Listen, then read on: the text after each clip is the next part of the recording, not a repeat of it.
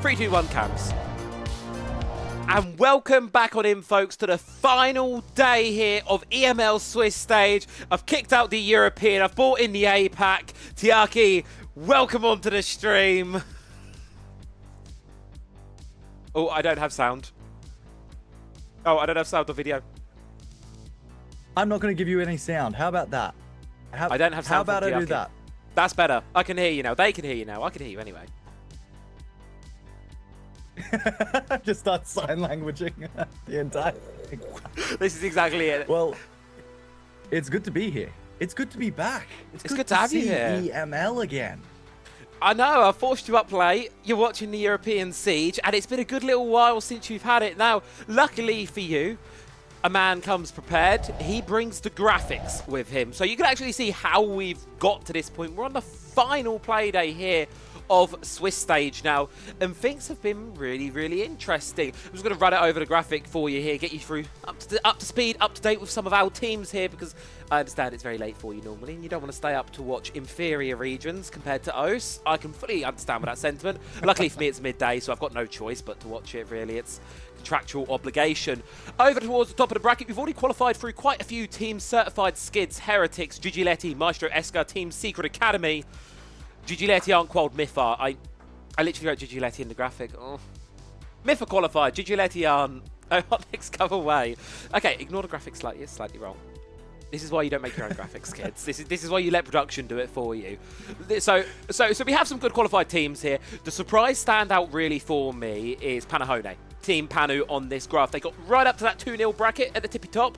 And then yesterday was a bit of an unfortunate one for them. 1-2 loss against Team Heretics, 1-2 loss against Maestro Esca. A team that was seen as a favourite for this competition, Tiaki. They're now backs against the wall against Order of the Shield, who are a very mighty fine team themselves. Yeah, and I mean, you got to take into consideration what teams are coming in for the game that we will be casting as well today. You've got, I'm going to say these names wrong. I know I'm going to say these names wrong. I'm too used to saying the names wrong. Dyavoli? Am I correct in saying that? Dyavoli? Dyavoli, close enough. And Blatant Gap, of course, Blatant Gap, they're coming off a loss. So they had a game earlier, I can imagine, or previously, where they went... Yesterday, there you go, 0-2, and unfortunately the games weren't that close until the second set. So first game 3-7, they got kind of gapped as they would be, and then 7-8 for the second game, which was pretty close. Unfortunately, that's a 0-2 loss, so they've ended up on this final day going against Dyavoli as well. And they ended up coming off a pretty decent win. I mean, 7-3, 7-1 is pretty significant. The only game that they really had a little bit of trouble with was the second game in that bracket. And I mean, looking at the veto going to that second game, it's Nighthaven Labs. Makes a little bit of sense why there would be a bit of trouble, bit of problems there. But hopefully, coming in to today's game, both these two teams have had enough time to analyze the opposition and what they're going to be setting up for throughout the next set of games. Of course, it's BO3. We've got 3 matches today, Travi. We do indeed. We've got a lot to go. We've only got 1 match, actually, for EML. This is it. Like, we've only got 1 match, but we've got 3 maps, possibly. There's a lot here to chew on for these teams. And this is a really interesting one in terms of the lineups, because Dyavoli, those of you familiar with the T2 circuit here in Europe, will know them. They're a very familiar side. But as for Blatant Gap, if you just watch T2 for some reason and don't ignore anything above, you won't know these guys because they come down from T1, one of our relegated sides from last year. Blatant Gap, formerly under the banner of Wild. They've changed up their roster quite significantly, bringing Akari, Rando, and Shed into the fold. So there's a bit of change here as in terms of who's going to be playing this one. Inside this one, I just listed their coach as... I have just listed their coach as a player for some reason. It's not Rando playing, it's Boomsy playing. I don't know what the hell I was doing when I was filling in this graphic earlier. Let me just update that quickly. Hold on. Give me 2 seconds. Well, in the meantime, I'll jump in and just say a few things. From looking at Blatant Gap and how they've been running throughout the series, they've actually ended up versing a lot of the teams that have been pretty successful in their run so far. When we look at the standing points, you've got Myth Esports, Team Secret Academy. They've versed some high-level teams. Order of the Shield was one that they were able to successfully get through, and also they went up against Certified Skids. That's a name that I don't see that often, but you know. Ex-Wolves roster. A lot of our T1 teams are coming in with some like really funky team names. And they were also flaming Alphamart on Twitter the other day for not using their current names. Because the thing is, if I say Blatant Gap to you, you go, who? If I say to you X-Wild, it clicks. But they like their new name. They really like it. Well, Blatant Gap and Certified Skids. Certified Skids being, of course, a team that I would know, especially from my region. That Skids have been used a lot. That sort of team name. But regardless, for Blatant Gap, they've gone up against a variety of teams that have been really, really difficult to try and kick through. And so every single game hasn't really gotten the best sort of observation in terms of, I mean, the players. The players that they're versing. It's just... It's been a rocky road. You can get any other. And now we hop over towards our Team B for this one. It's going to be Dyavoli, this Russian side, bringing in some guns of old. They've got Cypher, Devils and Marits players that will be familiar, bringing in some newer blood here. Hella recently joining this roster. They've had a pretty solid T2 run last year. They're always kind of competing, never really winning anything, but they're always up there in that kind of discussion. So I think it was kind of a natural fit and expectation to find them in this 2-2 bracket. Now is their time to step up. This is their opportunity to prove themselves and basically not... Because what this is you're going to knock out a relegated team here. You're knocking out an XT1 side. That is what this one is for Dyavoli. It's a very tough game for them. But if they can prove that this year they're going to be here to contend for titles, this is the game where you can start to make that statement. It's an initial stepping ground for them. If they're able to get over the T1 side, they know that coming up, the teams that they're going to be versing, they can expect to be versing teams of around, or if not the same caliber that they're going up against. So having the idea and having the understanding that they can beat this one team and they know how to play against these teams that are such a high caliber, knocking that chip off the shoulder makes it that much easier. It is indeed going to be. And what is all this for? Well, it's our 2-2 elimination games here. The final round of our Swiss stage. You win, you qualify onto next week's finals phase. Double elimination bracket with the top 8 teams head-to-head against each other, where the top 2 teams from EML will qualify on towards this year's regional T1 league. From there, you can aim for majors, EWC, SI, wherever you want to go. It all starts here with this weekend, getting through those finals and then going in towards the regional league. So really big gains here to possibly be found. It's a very important match lying ahead of these two teams because, like we say, Tiaki, it's do or die. You cannot be affording to lose this one. Absolutely. One match loss, one single series loss here, you're out of it. We've already seen some teams, unfortunately, fall down that the Blatant Gap that was there a few times. He's on it. He's on it. Of course, in the APL, we did lose a set of teams today, and unfortunately for some of them, it just wasn't meant to be. But for the other teams, they were able to successfully push it through. It's the same thing that's happening in the EML. It will be the same thing in the NAL and, of course, the SAL. SAL. It's going to be a fun one. We got a few minutes till the game starts anyway. So while we're on that matter, on that note, we will be live with SAL later, won't we, Tiaki? We're going to be covering the Razza Company Imperium game, which is Sexy Cake's team, Razza's team versus... No, it's Nest's and Razza's team going up against Sexy Cake's team on it. It's going to be a really, really fun game there later on. Cannot wait to cast that one. It's been a while, I don't know about you, since I've done anything related to Brazil, so I'm quite looking forward to getting my feet back wet in that region.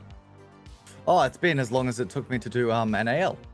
I'll be honest with you. It's been almost about a year, close to a year, maybe a year and a half, since I've done anything to do with NAL and anything to do with SAL, mostly because of the fact that, as you would know, Travi, and as I've mentioned to you, that first game starts at about 3 a.m. for me. We're putting you through the ringer for this one. Like, you are the human sacrifice for this week. So you've got to power through it, Tiaki. We'll get you there, don't worry. And we're hopefully going to have some really good games to deliver the action, keep you nice and awake. As to where we're going to be heading for this one, though, Bank will be our debut point here, being the map pick for Blatant Gap.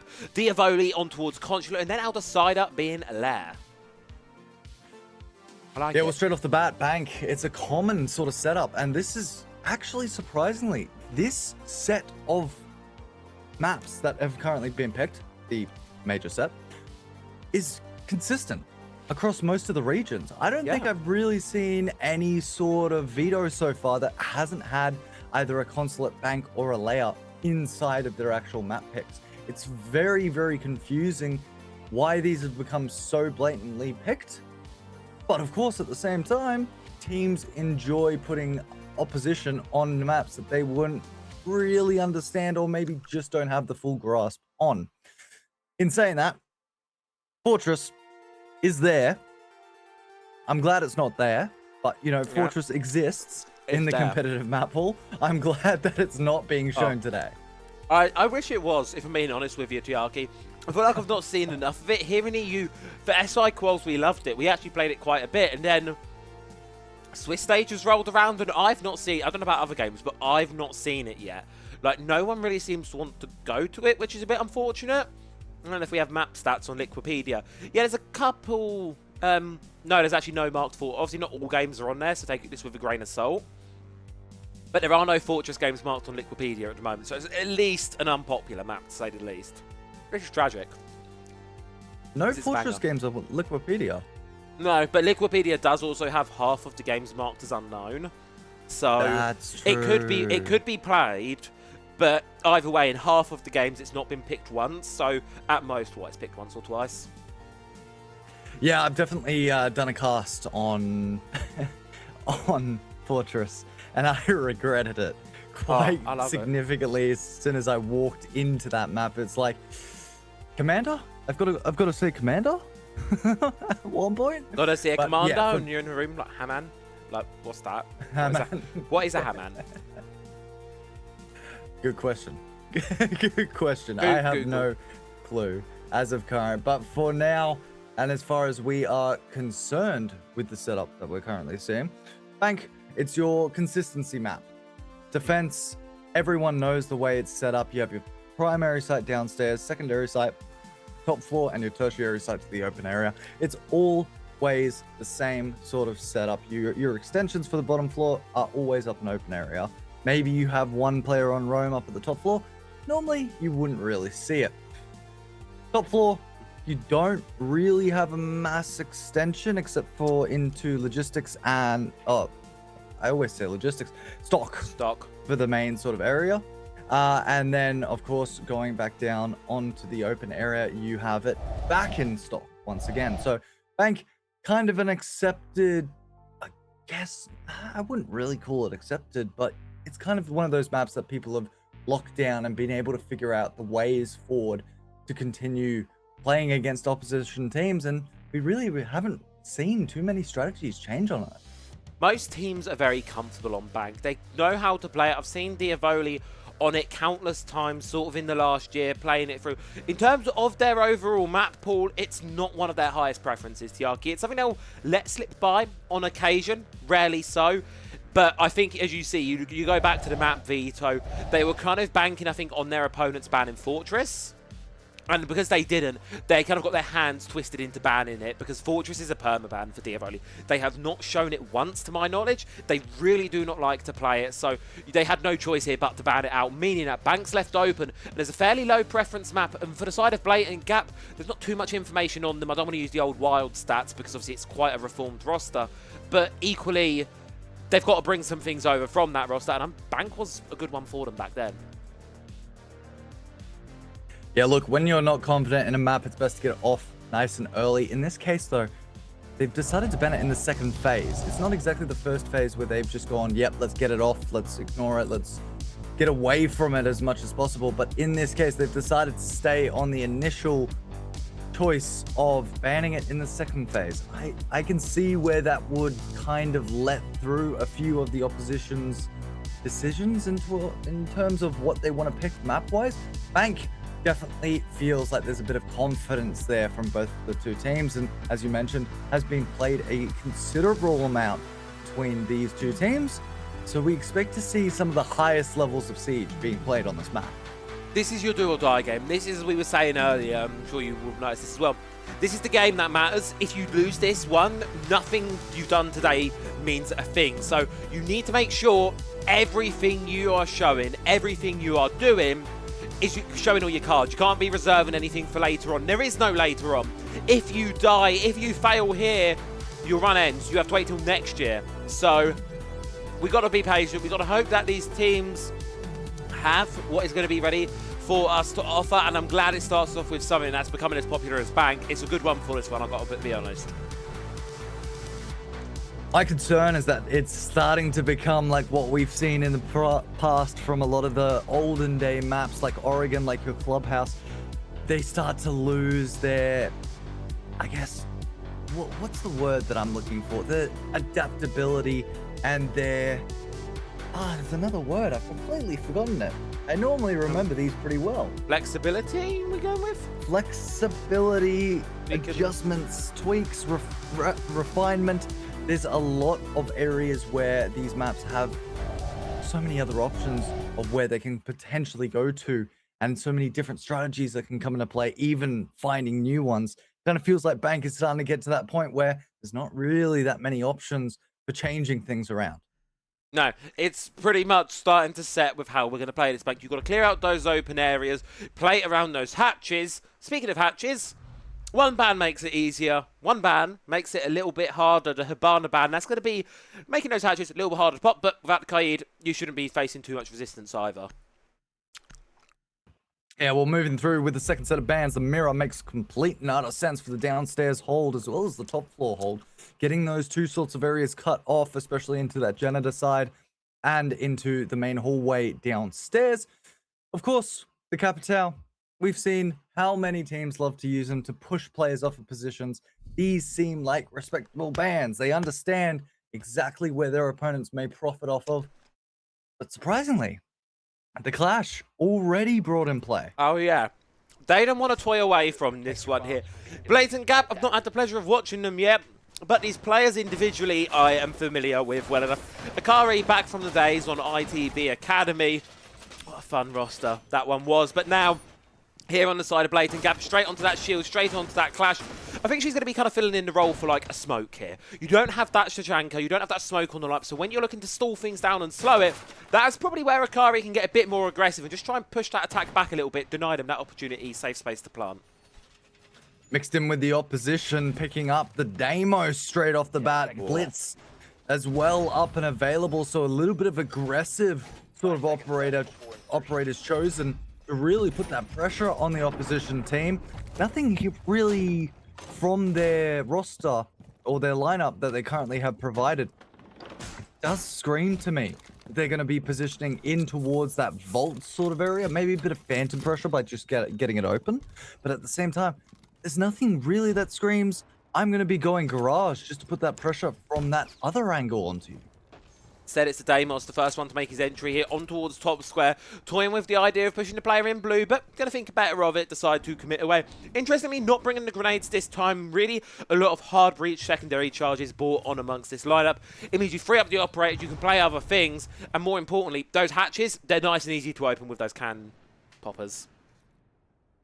The good old can openers. I love the names that everyone has kind of gone around and given to them, as well as loving the position and the strategy that's already been set up here. You may have been given top floor control, but all the hatches available to you, now you need to clear them with your own pieces of utility. Already denying so many bits of movement and so many other places that you can use that respective utility straight on. First kill is going to come through onto the board. It is the Fenrir. That is a massive pickup for Dyavoli, as the Fenrir can no longer use his charges, essentially making him useless. One of those operators that you want to keep for as long as you can within the round.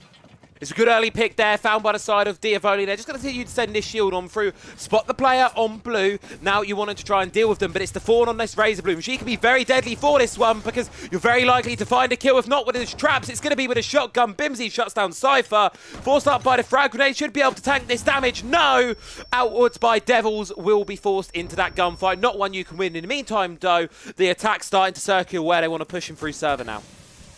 60 seconds remaining on the clock, slowly ticking down, causing a few issues for Dyavoli, or correction, should I say, Blatant Gap, at the same time, as they know that Dyavoli's going to be pushing quite quickly into their respective areas, almost spotting the feet of one underneath. I think that's... Is that Garen? Yes, it is. In that position, almost getting spotted out. Devil looking for a potential entry point, getting that plant down towards the server side. And the Clash is just going for a stroll.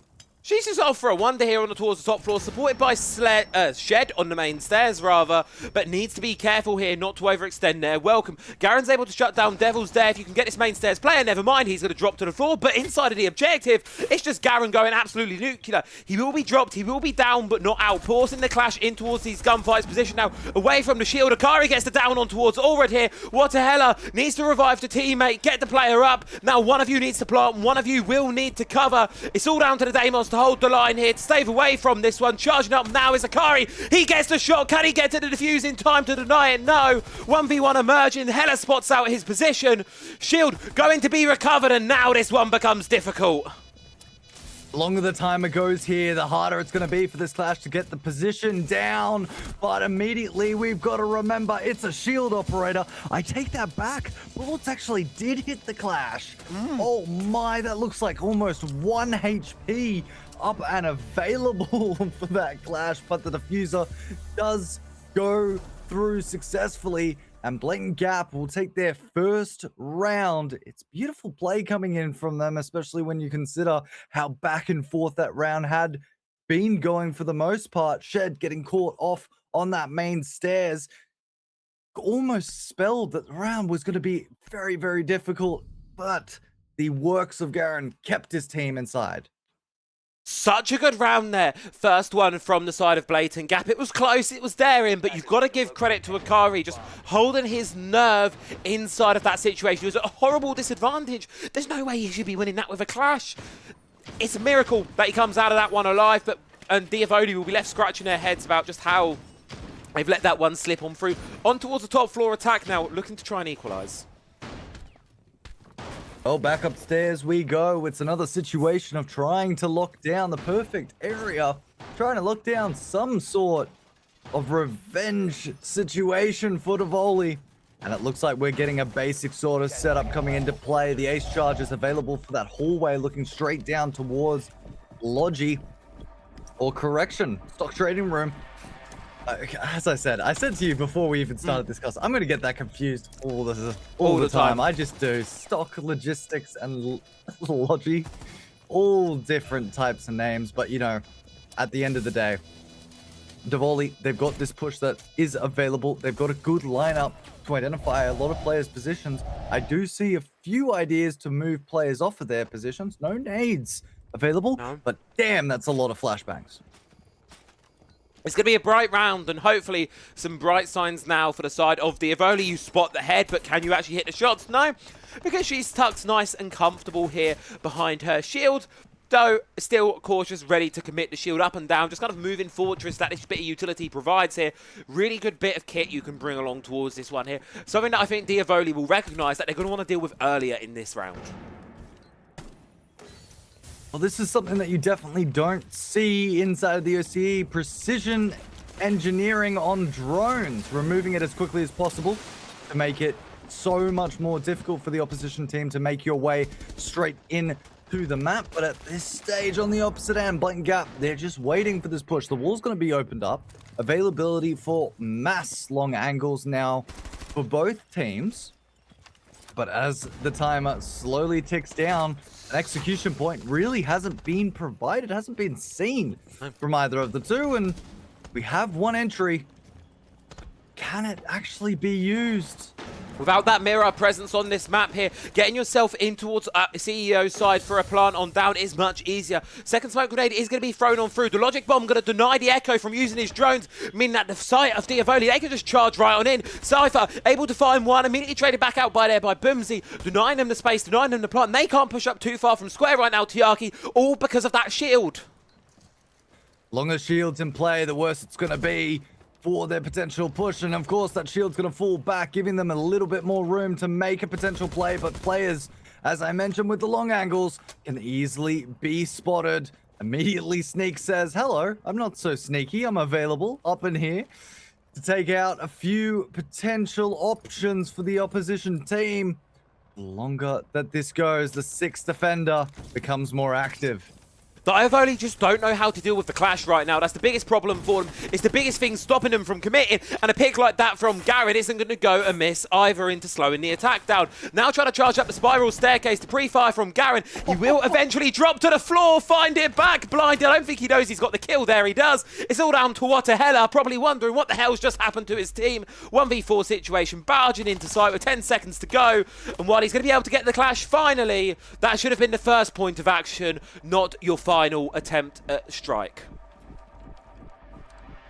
And there we go. Round 2 off the board. Blatant Gap looking extremely strong when it comes to the CEO hold in comparison to their bottom floor, which was barely one off, but a 2-0 immediate execution from them comes through, identifying exactly where the push is coming from. And yes, it was a multi-directional push. Doesn't matter when you have a multi-directional amount of defensive teammates.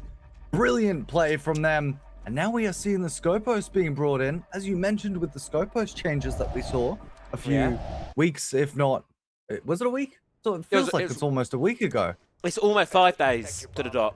5 days to the dot. With the Scopos now coming into play, it's going to be interesting for the position that she's going to be playing, considering normally you see them positioned on a side on bottom floor, 3 sets up. It's a bit of a weird pick for this site, certainly. I'm curious to see exactly what Bumsy is looking to do from it. And I think Blatant Gap as well, continuing to lock Sneak on towards that clash roll. You understand, I think, at this point, it's going to be banned from you. It's been too effective for Dyavoli to not ignore it on the bat. I'd be surprised if we go through the next round and the clash isn't banned. So use it, take advantage of it while you've got it, because you've only got one more round with her. But then also bring something new into the fold to the Scopos, because then you're going to go, maybe, if the Scopos goes huge, what do you ban then? You're into the rock and a hard place. I mean, what else do you have option-wise? The only thing that's been there every single round, or the only 2, I should say, almost, has been the Castle, the Fenrir, and I should say 3 now, and the Clash. You have 3 options up and available to ban off, but the most pressing, the most harassment that you've received is from the Clash. So why not just get that straight off the board? On the opposition team, as you mentioned, there was a few options to ban off a few operators, but it seems a little bit confusing. The lineup has kind of changed on a consistent degree. If I'm looking at potentially the most oppressive operator that we've seen so far, I'm kind of feeling in towards the Deimos. Deimos, yeah. Deimos has been really, really good inside this one. He does lean himself really well to bank here. But what I'm curious to see is what exactly impact this Montaigne can have. Often one that does get banned, but, oh, my favourite battle, Shield versus Shield. 3, 2, 1, go fight. Montaigne taking quite a bit of damage there from the Electro stun. Not going to be hurt, though, just going to be stunned on the way. Needs to be careful. You can't peek that Clash, because when it does that electrification, it puts you in that stun break animation. And when she's got teammates around her, she's very deadly. But, Tiaki, this is the thing. They're all focusing on the Shield right now. Meanwhile, Devils, he's been a sneaky little devil himself. Well, it was almost a direct approach coming in from him inside of that open square area, but he decides to back straight off. He's going to give a little bit more control over to the opposition team to understand exactly where that push is going to come from. Travi, who wins in a battle? Clash or Oh, what? I was going to say Sledge Montaigne, but the Montaigne's actually able to get straight in, potentially get a plant down. It's going to be changed immediately by the Scopos, who manages to pick it up. This is the big part of the Scopos now for Bimsy. You can go and send someone on the hunt to try and deal with him, but equally, where are you going to be able to find it? Akari's able to shut down Cypher just like that. You've lost a shield as well. It's a big pick, and now the shield's going to teleport away up towards Elevator Shaft. Opposite corners of the map, Diffuser's being safeguarded by their shield, but I don't even know if they're going to get there. Devil's faced up here. Clash in his face, has to be careful of where to push. Can't see a thing because of the F. That will be brought on down. Leads it all up to Ulrud, who's able to get a commiseration kill on towards Akari, but unaware of the Scopos from up above. Blatant Gap will deny that flawless quarter. You try to go for the diffuser. You are going nowhere there, bruv. And immediately, hey, he's becoming European. I'm just remembering the exact things that Clash said when she was introduced through her trailer. You go no further, bruv. You go no further, bruv. Oh, and immediately it is banned off the board. Damn. I was hoping the Clash would live for a little bit longer. But for the side of Blatant Gap, of course, it is going to be the Montaigne. They've seen it be available a few times. We really haven't seen the presence of that Blitz as much or anywhere near as well. We saw it on the first round a little bit. Tried to go down blue stairs. Shotgun to the foot. Dead. End of story. No problems. And that was thanks to the shotgun brought in by the Thorn. But on the opposite end, the Dyavoli, I can give you 3 words. Harassment, oppression, enforcement. That is exactly what the Clash was doing. Oh, Clash was just a nuisance for them. And now she's pivoted away from, we're going to see a bit more of a defaulted sided lineup here coming through from the defense. They're bringing that Tachanka into the fold, bringing that Echo. They want to play around at a time without that quick space game that the Montaigne can offer you. Dyavoli are likely going to slow on down and probably want to return to a more defaulted server-sided take if that's going to be the option ahead for them. That backstab through Garage, though, immediately Devil's locking on towards the Nook. Didn't have the impact last time, but on a site like Basement, I feel it's the perfect opportunity to showcase her ability. Well, weirdly enough, we're not seeing as much bottom floor persons we did see in the past few rounds. It looks like they're potentially going to go for that position at this stage. And the Echo, given a nice little way out plus some mute charge available for him.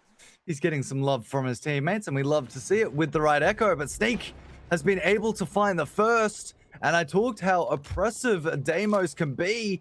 But it looks like it's not necessary. As soon as he enters the map, he is asked to leave politely. I don't know if I'd call a bullet to the face that polite. No, I wouldn't at all. Especially from that angle, I think it was Sneak firing from all the way back on main stairs, all the way to the rappel. It was a huge pick to find, but now Devils has the opportunity here on the Nook to sneak on through, catching Shed off guard, able to find the first pick down. Now, Blatant Gap moving in to respond, but their response is just being met with an even better shot on the other side. Eventually, will be shut on down by Bimsy, leaving us in a 3v3 situation. The Blitz wanting to send go here, but unsure of where to commit. The longer this timer goes, the worse it's going to be for clearance. At this stage, the drones are still up and available, but you've lost so many members that had access to them that it's going to just cost you every single second. Every single bit of intelligence that you drop off is going to be slowly whittled down. At the moment, 3 players are just going to be remaining on that bottom floor, taking into consideration the fact that there is still a Tachanka in play, just slowing down that timer even longer. And with 2 nitro cells, your plant opportunities going in through servers are slowly dwindling. It's going to be a very risky one to pull off here. Can open us straight on towards the hatch up above, but there goes Tuberel. We'll stall it on down for a couple more seconds. And like you say, Tiaki, it's all just about whittling that clock away. It's all just about burning this one through. Server hatch has been opened up. It seems like it's where Dyavoli are going to want to commit their push from down blue stairs. They're going to go. No one defending it yet this time. Thing is, though, for the defense, they've got to be careful. They have lost that Echo, that one player that can really save you from the depths of hell. He is gone, but a Tachanka immediately going to start to get to work. Oh, who's the soft breach here? Who's the availability to get down to help that Blitz get a potential plant through? I don't think it's there. I don't think it's available. The Grims will start pushing a few players back, using the bees to push the players off of their hallway sort of location at this stage. But again, as long as this timer is slowly ticking down, it's going to become that more rough to get a potential push in. They have the lineups available to completely flame out the site. And they have the ability to go for a plant. Smoke's going to go down, but still, nitro cells up and available. Look for where that nitro cell is going to come from. It will go out, not find the potential sector, but the plant isn't going down. He's going to put it down at the last second, but there's a player already in. It's over. It's done. Blatant Gap show how good they are. The discipline there to not get too overexcited, to not get panicked by the fact that you lost that first couple of picks there in the drop. Because for a moment, Dyavoli found themselves in a numbers advantage. You look towards the replay here, 3 versus 3. Blitz goes down the hatch. It's the Grimdo, able to establish the first pick there, shutting down Akari. Garen C4 doesn't go. Most teams in this situation, they hit the panic buttons, they hit go. Boomsy, cool as a cucumber, swings on him, finds the first with the SMG-11, Dutch is out the last with the shotgun. It's a well done round there, showing the experience that these guys are bringing, and you can't shake them that easy. I'm a little bit terrified with how inactive the reaction was from Dyavoli. I mean, they knew the shotgun was there. He fired off 3 shots to confirm the kill.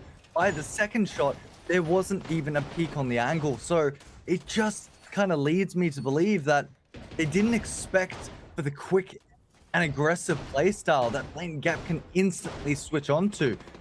That also leads me to believe Blatant Gap going on to the attacking side, if they manage to get enough rounds here, do they just go for a potential aggression playstyle in terms of rushing straight in towards the site within the first few rounds? Do they slow it down like we've been seeing in the last couple rounds from them? It's a lot of questions that need a few answers. They have the gun skill. They have the gun skill, certainly, to just charge on in and go for things that are huge. And even though it's not all of their players stepping up at the moment, like Shed, he's had a little bit of a quiet game. And funnily enough, Diaki, I don't know if you remember, he actually had a stint over in APAC as well on Elevates towards last year. I think you remember in the name, but while we're waffling, Blatant Gap are doing Blatant Gap things and find 2 kills. I talked about aggressive playstyles, and it looks like they have immediately heard me. I didn't mean to cause it, Dyavoli. I'm so sorry. Caster's Curse coming into play. It's 2 players removed off the board nice and early, and more than anything, it is the Ace and the Dokkaebi. You've still got Flank Watch up and available, but your intel gathering is completely gone. Besides the drones, the only thing up and available for your push. Already you're in a 5v4 scenario, a 5v3 correction scenario, and you've still got the pulse bombs, the nitro charges up and available. Tiaki already on that Dyavoli copium, I can see, hoping it's a 5v4 when it's a 5v3. It's okay, Diar. It's okay. We've all been there. We've been there through the roughs with them the last year. As I say, we can hope this roster can start to really put up some numbers now at some point. We know they have that quality inside of them, but right now, Blatant Gap have just played such a good game of Siege, going fast, going aggressive, and they just don't want to slow down whatsoever. Half the round left to play for here, and they're already eyeing up a position where Dyavoli, sure, they've got the walls, sure, they've got an opening into sight, but they've not got the ground or the control needed to even think about going for a defuse. A little bit of a push to shove play coming in, as it looks like the timer slowly running out again. I keep talking about the timer, but it's such a significant part of Siege. Flashbangs still up and available for Dyavoli. Whether or not they'll use it comes down to the position of Akari, who's looking to get a little bit back and forth aggression with the Warden, but the jumps in should be the seal of the deal. Plant is going down. It is enough time to successfully get this plant and a long enough angle to keep it covered. They've got all the players pushing on the outside. This is where pushes come to shove. We've already had one game this evening where a player was sitting on the outside, managed to pick up 5 kills. It looks like we're already getting to aggressive bounds. Long range angles are being kept. Travi, this is getting too close for comfort. This is getting tight here. In come Blatant Gap, flooding in towards the objective. A perfect read onto the Skylight player as well. The ones from outside on the rappel, they can't step up to the mark. But there goes Cypher, able to find one, down on towards the second. They need to stick it. They need to go right now. You need to swing it. You need to win this gunfight. No, you've run out of time here, but you're sticking the defuse all the way down. It's Boomsy from behind the wall. Blatant Gap, somehow, some way. Yet again, I don't know how they keep getting away with this, TRQ. I know it's a bank, but you're supposed to rob the bank, not the bloody enemies. Oh, man. The longer that this game goes, the more it's showing the capabilities of Blatant Gap. And, I mean, look, effectively, they are an insane roster when it comes up to the way that they need to kind of approach these games. Question for you, Travi. Because I haven't been seeing much of him, more in games where it's either won or loss. Yeah. Solid Snake. How effective has he been in your EML? Some teams love him, some teams don't really seem to care. Turks, for example, one of our really good T2 teams, unfortunately knocked out yesterday. They've really grown on him on Lair specifically, with how quick you have to be sometimes with Lair and how much ground you have to take. He's really, really good. What they'll do is they'll play him around the shield, right? So you send in the snake, you kind of use him to get the information, and then when you get the ping onto someone, you send in the shield to go for that 1v1 because it's a shield versus a player. They likely win it on out. That's how Turks have been using it. But some teams don't really seem to play him at all. It's kind of weird. I find his presence not to be as oppressive as a lot of people were thinking it was going to be. I mean, I saw comments in and throughout that this was Lion 2.0. Basically dropping a brand new operator into the map that can give you all the information that you need on certain locations. Now, I'm barely seeing it being brought into play. Whether or not that's just the fact that people are still growing accustomed to the way that his kit is and the way that his abilities work, that could be the case. But for the most part, it feels like he could have a presence in Siege. I just don't know how significant it would be. By the way, 2 members on Blatant Gap have 1 death. Yep. And one of them has 8 kills and the other one has 6. That is a crazy stat line to be finding yourself on. 14-2 between Boomsy and Garen. Have an absolute live game, so 15-2 between Boomsy and Garen there. As Devils yet again the Deimos on the opening death.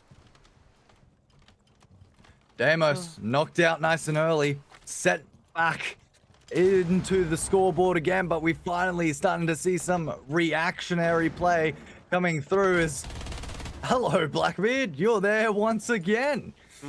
Blackbeard, one of those operators that we've seen consistent play through from all teams all across the regions. And it's just because of how satisfying an operator he can be, especially with the aggression that he can bring. Shotgun! Oh, somehow finds it. Shed. Confirmed there by the Toxic Babe.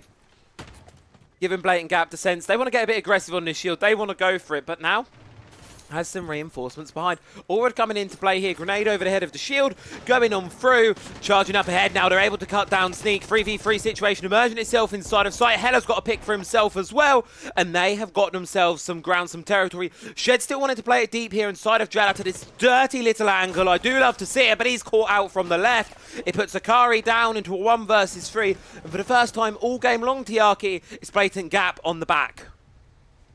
Blatant Gap on a little bit of a different situation. Akari is the last member remaining, and he's still got a decent chunk of site control, but now they'll get the drop down, and cover will be given there as well. Looks like he's going to try and push back. He knows the timer is slowly ticking down. Maybe doesn't make a sound, will make a slight one.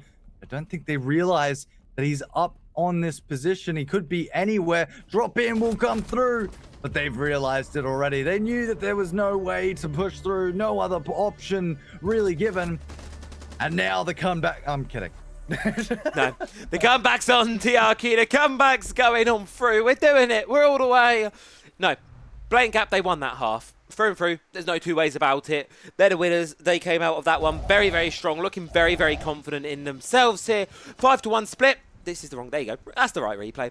It's absolutely nothing to scoff at inside of this one. And while sure, they lost the final round there, I don't think that's going to affect them mentally too much. Although for Dyavoli, it's good that their wins on the end of the half.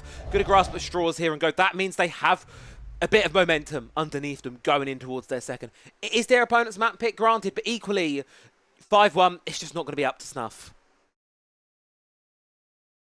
Look, 2 rounds is all that is needed for Blatant Gap to kind of secure exactly where they're feeling, where they need to be, where they're operating off of. And as the second set of bans come through, it is the Montaigne again with the Echo and the Tuberel. Look at the ban difference from Blatant Gap. They're not scared of all of these other operator clashes, such as Blackbeards. All of those other options don't really scare them anywhere near as much. It is the Echo and the Tuberel, both your slowing or denial operators. Slow it down, scared about the clock right now. I mean, I wouldn't be surprised. Like you said, Tiaki, Blatant Gap, they've got such an advantage for themselves. You said it a couple of rounds ago. Why not just keep going fast? Eventually it's bound to work, and if all they need really is 2 from this half, just keep running at them, and I'm sure with the gun skill we've seen, eventually it's going to work out for them. Down towards the basement, we're going to go Dyavoli playing much more of a standard lineup for himself, bringing in that Warden to ensure any late round executes really are stalled out. He can see through the smoke, can't use the flashes to deny the up. It's a good, fairly standard basement sold here for Bank, nothing really too unusual. Well, too unusual is a direct push in towards the site. I heard a few, what was it? Puffball, or was it Silverwolf? I think it was Silverwolf that said he hadn't really seen too many direct rush plays throughout his casting time, and we got to see one earlier tonight, but it doesn't look like that's the idea. I think Blatant Gap just want to secure as many rounds as possible, as quickly as possible. Keeping the consistency is the name of the game.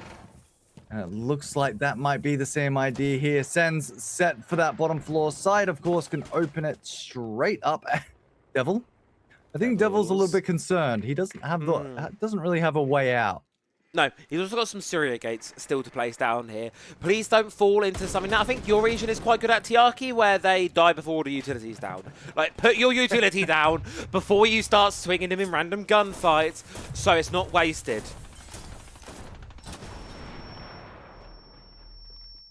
But why? I like my utility on me. No. I prefer to have my utility with me at all times. What do you mean you die with 3 ADSs in your back pocket?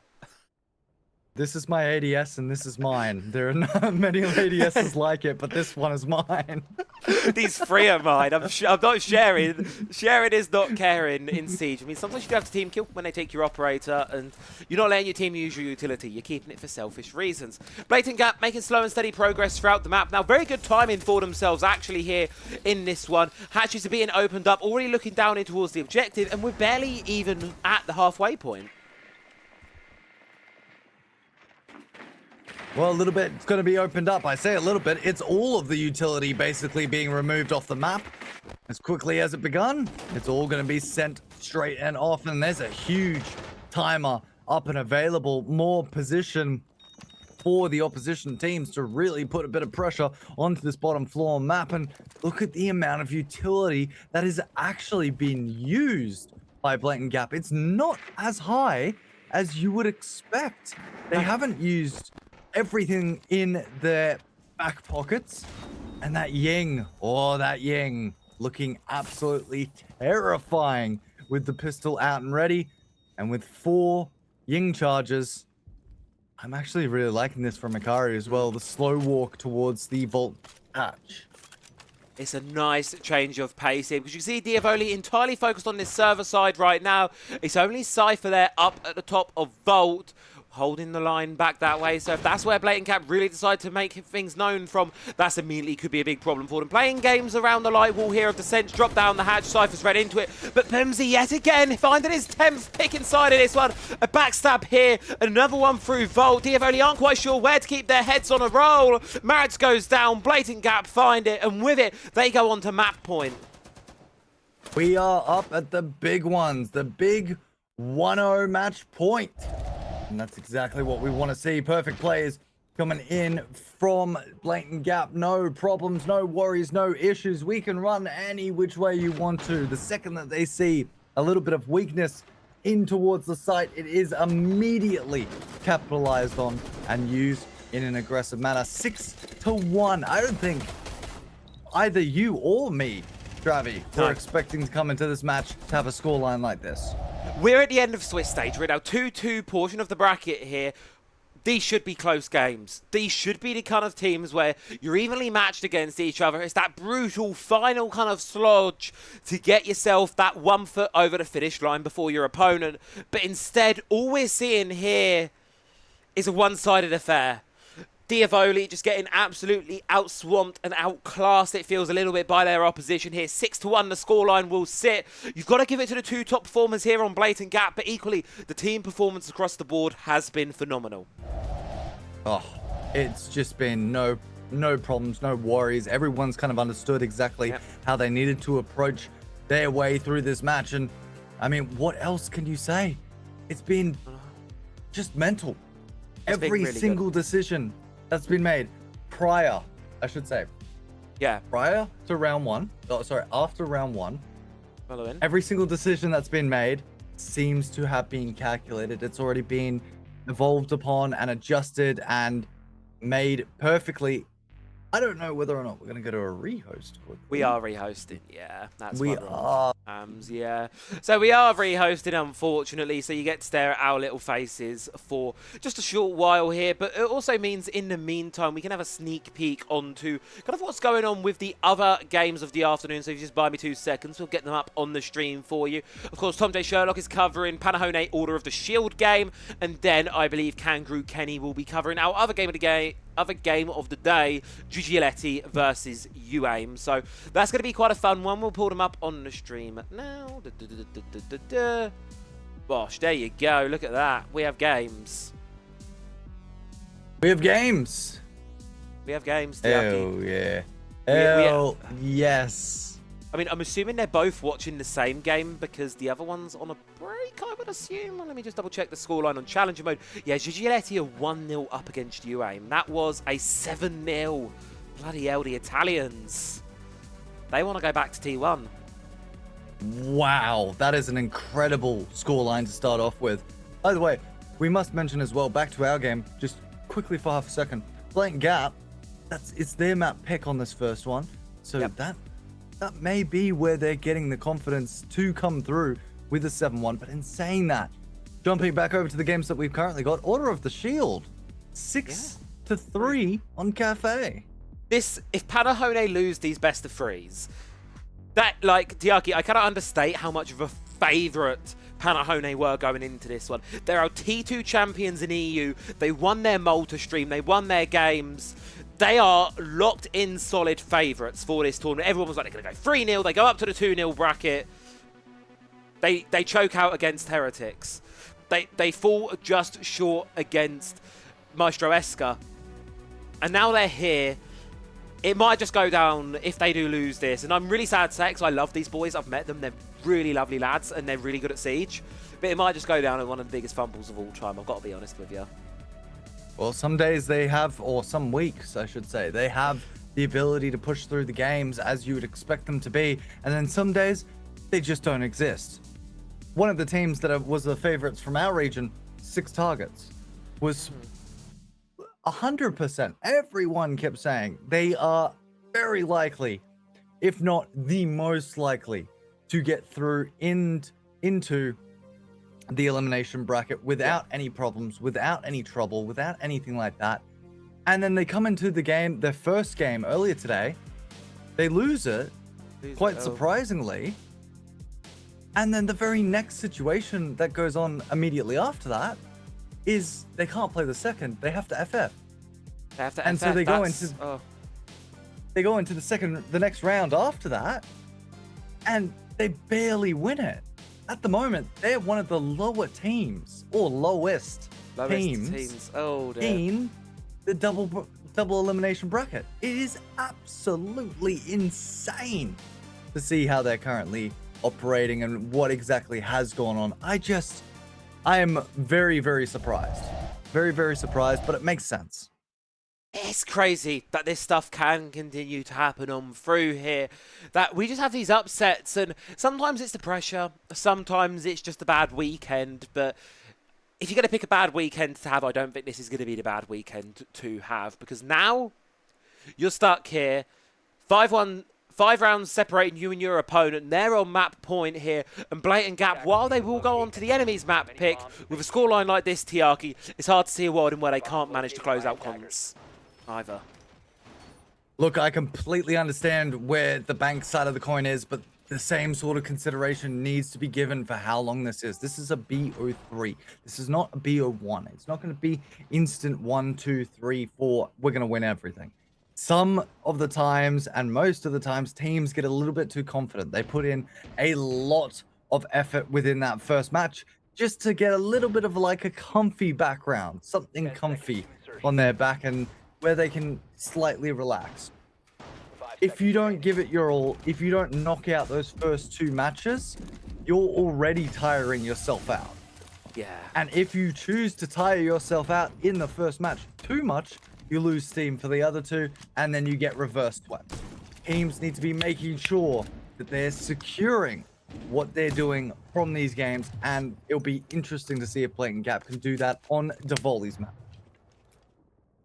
What lies ahead is an exciting prospect for sure, but what lies in front of us is a Rotero drone opening up the printer wall there. I think Cypher just a bit cautious on the position, but the FNAT mine placed up by Devils will at least stall out any immediate hop-ins. Now, Blatant Gap here, just putting pressure on Dyavoli early on. You've just come off the rehost. You're a little bit colder, I think, because you've just been sitting around for 5 minutes, and now you have to go back into it, right onto map point where one mistake, that's you done. Well, shots being fired back and forth. Garen's going to take the first bit of damage, first piece of damage. That's a pretty big removal. If you can take off the Dokkaebi early, not allow her to gain as much intel as she normally provides, extremely help. But again, the ace has already made the push up, and the clearance is slowly being made. It's not being made anywhere near as quick as it was previously, and it doesn't matter because Akari's made his way into the map, finds the first. But immediately it's traded back. Dyavoli finds 3. Huge from the side of Dyavoli there, just able to claim those 3 picks that they need to find a bit of stabilization inside of this one. 2v4 situation awaiting Akari and Garen now. 2 players had a phenomenal performance before the rehost, and now looking beyond it, they're going to need to step up huge here if they want to get this team this clean 7-1 victory. FNAT mines are being spotted out. They know there's pressure up above. Got to be honest with you here, Tiaki, the odds pretty firmly stacked against the attacking team right now. Dyavoli on the defense just going to need to hold on, hold strong, and ensure they don't let this one slip through the cracks. Well, they do manage to lose 1 player, but it's immediately traded back. So 1v3 with barely any HP. The logic bombs are available and will be used. Flashbangs available for himself as well, but the information is there. That's a beautiful shot from the wall, through the wall, correction.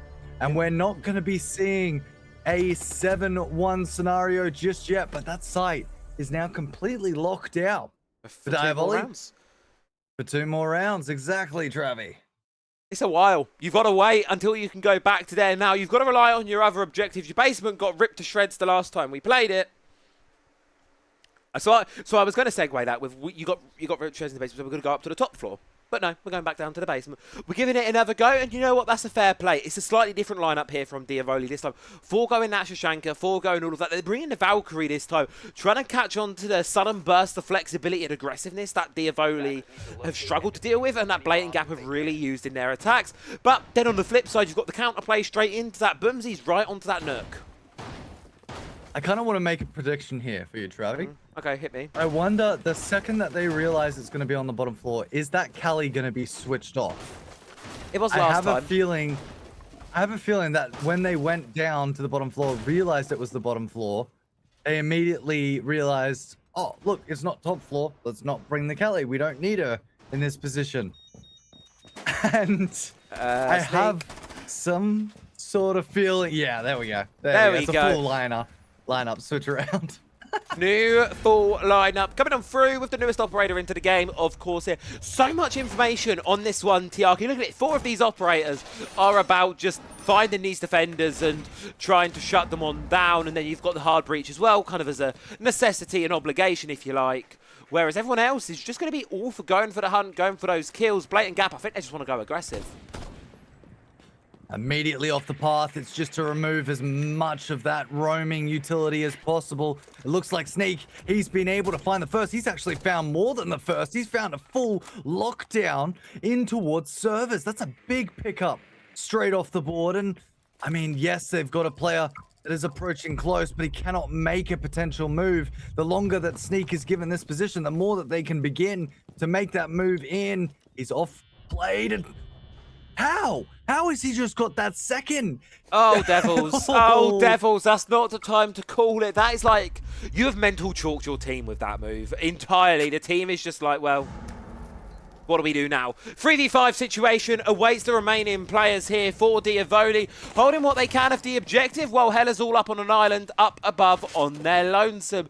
Trying to go on down, trying to push on through, but ultimately you've got like 4 operators here that are just going to give you pings on your head. They're going to know exactly where you are, add it with the drones. It's a difficult situation to work your way out of. There comes sneaking upstairs now with the triple. Taking sight wasn't enough for him, Tiaki. He wants it all down to Cypher. 1 versus 5. Phones are ringing. Well, it's not over till the fat lady sings. Valkyrie manages to find one, but it's going to be the half. Nice and taken. A pretty significant half, to say the least. A 7-2 structural closure. And it's exactly what we expect coming in from 2 top-level teams. Absolutely beautiful play, and you got to give it to Sneak there. I mean, 3 kills without really as much as an answer back. Beautiful plays from him, playing, of course, good. The new operator. Yeah, nice little MVP screen there we got to see with Snake there, front and center as he should be. But Blatant Gap going to get themselves that very quick finish to this first map. Credit to them, it was an incredible round of Siege. Very aggressive, very fast, very decisive in it, but ultimately they just looked a class ahead inside of that one, and I can't help but feel Dyavoli are starting to feel the same. There was slight levels of coordination that weren't being met by the side of Dyavoli. Everything that was being perfect, everything felt like we were in a musical. Yeah. Everything was being crafted and absolutely adjusted and tweaked and refined perfectly throughout the entirety of the match, and it's exactly what we want to see when we're talking about the highest level of teams. They need to have this kind of extension of being able to lock everything down, the vulnerability to say, maybe this isn't the best area, let's rotate, let's go to a different area and show how effective we can be by adapting to the opposition teams. But to say that adaptation isn't available for the Dyavoli, that's map 1. We've got multiple maps to come up on. That we do, certainly, Tiaki. And just a quick look ahead of where things lie. Order of the Shield, Panahone, Tom and Kangaroo Kenny sitting on there watching this one on through. God, that looks like a tight game going on over on that side of the bracket, because it was, what, 6-3 when we last checked in with these guys? They're really fighting for it, really kind of going, but ultimately, are they going to be able to get it over the line? I suppose you can find out on those channels. As for us, though, it's going to be a nice short break. We will be back, though, ever so shortly with map number 2 of this series. Don't go anywhere. Welcome back, folks, to another episode of the Challenger Stories. I am here joined today by the lovely Amguns. Amguns, introduce yourself to the folks. Hello, guys. I'm Amric Amguns Singh. It's lovely to be joined by Travi today. I'm really excited. This is going to be sick. It's going to be awesome. Bro, we're 6 international. There's a big 6 right there. I might have to believe the swear word, but it's all good. This is what editing is for. This is why these aren't done live. And Amguns, what is it you do in the Siege community? So I am now mainly a tournament organizer. So I am the head of what's called the R6 Community LAN. We've run 2 LANs successfully, which is really awesome. Check it out on Twitter, shameless plug. So I'm mainly a TO. I was a caster previously, but my main focus is now being a tournament organizer and running events for the casual community in Rainbow Six. Awesome, love the casual community. Obviously it's focused about the competitive today, but Siege is a community spectrum across, right? You got from the very serious stuff going on inside the halls there to the casual stacks down the road in someone's apartment. Yes. Got a variety of stuff there. Let's go right back to the start. When did you first get into Siege? So I got into Siege pretty much 10 years ago. 10 years, so right at the start. I've been there all the way from when the game officially released. For those that were around then, you'll remember the trailer on House, where they rappelled out of a helicopter, and from that moment I was sort of hooked. So I remember I've been through the good times and the bad. I remember being a kid, being like 14, 15, and being like, bro, this game looks sick. So I've been there pretty much since it came out. I can't say I'm an OG, though those go to the guys that are around since the beta. But since the game came out, like officially, been playing the game ever since pretty much. And before you sort of stepped into this more sort of recent TO style role in the community, you did casting. I did, a lot of community casting. When did it evolve from just playing the game to getting into the competitive side of things? It's more in the last 3-4 years. So my first 5 years or so was spent on console, and it was always an ambition of mine to sort of try and get a PC, start playing competitively on PC.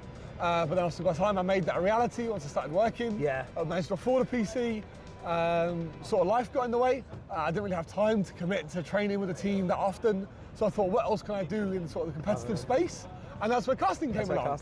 I remember, I think SI 24 LCQs were my first casting experience, and that was phenomenal. So I really loved casting ever since. So that's what sort of drew me into casting. It was sort of changing lifestyle. I was like, I can't really play the game as much anymore, but I can still be involved. I can still have a great time enjoying Siege, enjoying competitive Siege as well. And that got me into casting pretty much. And then from casting, it's more probably a natural transition going from casting into Comlan. Where did this project start with? It started with me being bored, to be honest. I graduated university in 2023. And during that downtime, obviously when I was job hunting, I was like, what can I do to keep myself busy? Because anybody will know if you're job hunting all the time. Just been there. Bro, it's horrible. Rough. So I was like, I need something to keep me busy, to sort of keep me active. And I was like, well, I've met a lot of casters, I've met a lot of production staff, and especially for the casual community, we don't really have an event. Like there isn't really something, especially LAN-wise, unless you're, you know, like the professionals here today at SI, you never get an opportunity to play on LAN. So that's where the idea sort of spawned. And I was like, okay, well, I've got this downtime. I'm local to London as well. There's a few venues that might, you know, support this idea. So it's just a case of like going to London, sort of pitching to these venues, and then from there it became a reality that we can run a very casual-oriented LAN. And you've done 2 of them since, we have, haven't you? And they've been really awesome events to both watch. And just on those events, particularly at either one, what's been the highlight of the whole thing for you? I think it's been the way the community has really rallied around the events, especially in the UK. A lot of that community is here today, which is awesome. I think it's very obvious where we are in the arena, which is amazing. But it's the fact that people like A. Littleton, Tom J. Sherlock, and lots of other creators that sort of have a following and sort of cater to that audience already, they've really got behind our project. And they're not the only ones. They're the sort of 2 biggest creators that come to mind, but it's all on a voluntary basis. The fact that people are happy to give their time to sort of put into this collaborative effort, that's from the casters, the content creators, the producers, all of the staff at Comlan, to make it reality is probably the best thing. It's the special thing about this game as a whole, and I think the one thing with the Six Invitational especially is it's not just a tournament here today, this weekend, it's that community from top to bottom, and everyone from people just wanting to get involved and come and play as a casual to then the talent coming in and just giving it, as you say, giving their time for the event. And hopefully some more events coming, right? We've got some really good news coming very, very soon. So hopefully everyone will keep an eye out on the socials for those, because we're going online. I think we've been telling people today. So the big news is also we're still going to have our 1 LAN a year. Hopefully we'll have more if we can support it. But the online events have a lot less of a barrier to entry. So that's something where we want to take our talents and start creating online events for people to enjoy as well. Hopefully that means more of the community can get involved. That's what it's all about, really good, isn't it? You want this big community picture, and to anyone at home watching this right now that thinks, I don't want to do competitive, because you know it is quite a sweaty side of the scene. Sometimes it can be hard to make your way through there, but for this casual side and perhaps a bit nervous, because I admit I've been there first, going to my first major in Berlin, that first step in is always quite daunting. What you want to say to the people that are on the edge of wanting to come and participate? So the best thing about the Comlands is we do a very good job, in my opinion, of keeping it fair for everybody. So it's very much inspired by Tom J's tip. So give a shout out to Tom J for that, where we balance players according to their R6 trackers and sort of their history in Siege. So that means you're not going to be coming up against like passion stacks of content creators, ex-pro players. So if you're maybe lower in the ranks or you're just starting in your Siege journey, you're not going to be put into the same sort of matchmaking that you would in the normal game, where you can sort of bump into anybody. A lot of people don't even play ranked, and they enjoy that very casual aspect of the game, and we try our best to adhere to that. So if someone that's like, oh, I'm only gold, or maybe even lower in the ranks, we make sure that you're not being thrown into the deep end, and you can still have a great experience inside of our events. Yeah, and even with that as well, you'll have the more experienced players inside of there, and you've got them on your team to coach around, right? That's part of a big part of it. Every team has very experienced players that can help guide you. If you're looking to improve, it's great to be able to see those players in your lobby, and it also means you can have fun. Especially in the most recent tip, for example, Vermilion Chaos, I give a shout out to him. He had an absolute blast, streamed the game as well, So I think he's a great example of someone that's like maybe not as good as the game, but still had a great time regardless. You know that clip's going on Twitter. I'm just going to put that out. Flaming Vermilion. Right? That's going to go on Twitter. I'm sure he will back it. He'll be like, I wasn't the best going into it, but I had a great time anyway. Yeah. And one final thing, Guns. Anything else you want to round off with, send the community off with for this one? I think it's just amazing what Siege has built. Like a lot of FPS games, especially nowadays, struggle to get off the ground. Yeah. Battlefield 6 is a great example. Recently had an amazing launch, but hasn't been able to keep players. We're 10 years into Siege, and we still have over 100 million players strong. This is one of the biggest events I've ever been to. It's the atmosphere here has been phenomenal, and it's only possible because people enjoy Siege, they keep playing Siege, and I think I just want to continue to see that grow. If we can hit 20 years of Siege, you sort of start to get history like CSGO does. Bro, this game is going to be here to stay forever, and it's only possible because of the people and the community around it. Yeah, and it's only possible because of community projects like this one, like the Comland, that give those people an entryway, a bit of a bridge and insight into that competitive side. So, Guns, thank you very much. Thank you very much, Tommy. I appreciate you. Freezing, so you can get back inside.